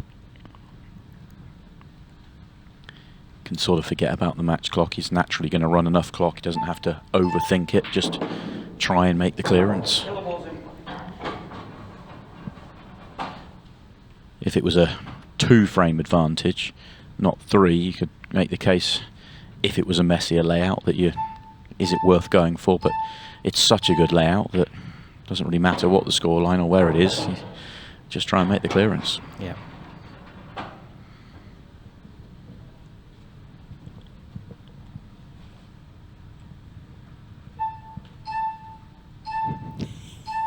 Tom just caught having a bit of a wonder there. Oh, that was tight, just in time. I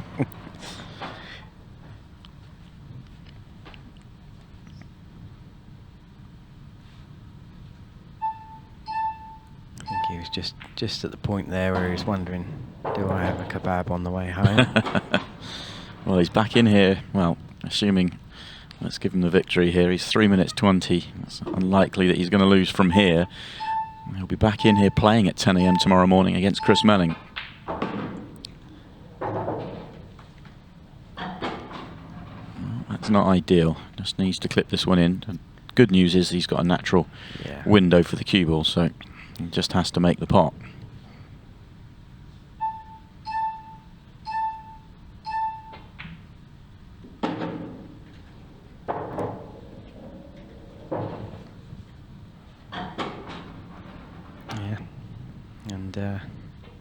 A lot tougher match than the scoreline suggests. I think he'll be happy to get over the line here. Yeah, it's been tight all the way through, but just edged in front at the right time. Well, he's always been edging in front, but just separated at the right time. And this 8-ball is for a spot in the quarterfinals. Wow, he can't believe it. He can't. I mean, he should never have been this bad on it, but even he's missed it by a decent way as well. Yeah. I mean, to Sean's credit, he's never given up, but he has to absolutely run here. He really has. I mean, it's not about. He's got 2 minutes. He's got to make 3 finishes, so he's got to make this one, and then he's going to have to make about a 45-second break clearance and try and leave a minute. Probably wouldn't even be a minute. yeah, he's got to take him out 6-red style as well. He basically just wants the cue ball to stop as quickly as possible.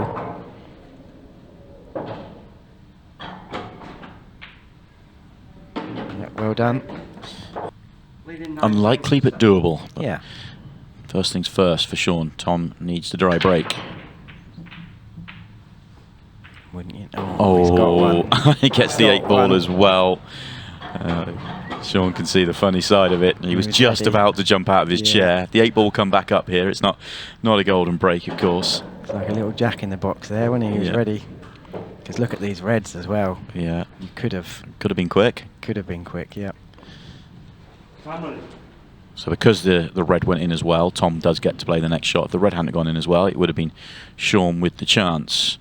But Tom will call his extension and then pot 2 or 3 balls. This match is essentially over. And Chris, you'd say on the balance of play, Tom just about deserves it. He's not been anywhere near his fluent best. A few issues on the break here and there, even though it felt like he's hit it well. Yeah, I think it's pretty much. I think it's been a pretty even game, really. I think the difference was the 3 in a row that Tom nicked in the middle there to go 8-5. Just a little burst at the right time. Yeah, yeah. And I think I remember saying at the time, Sean, I think either went in off, didn't he, or made a mistake to go 6-5. And I think I remember saying to you in his head, he's 8-5 down now. Yeah, you did. Exactly what you said, yeah. Yeah, and that's what turned out to be the difference, really.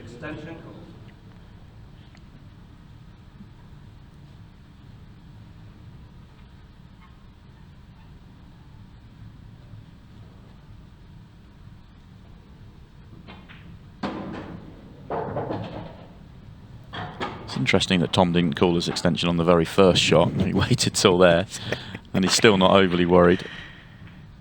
Yeah. He's had a slap. He's had a slap. Sean's going to fake running around the table, but it is going to be the end of the road for Sean Story. He's had to fight very hard today to make it through to this stage, but it is Tom Cousins who continues to march on.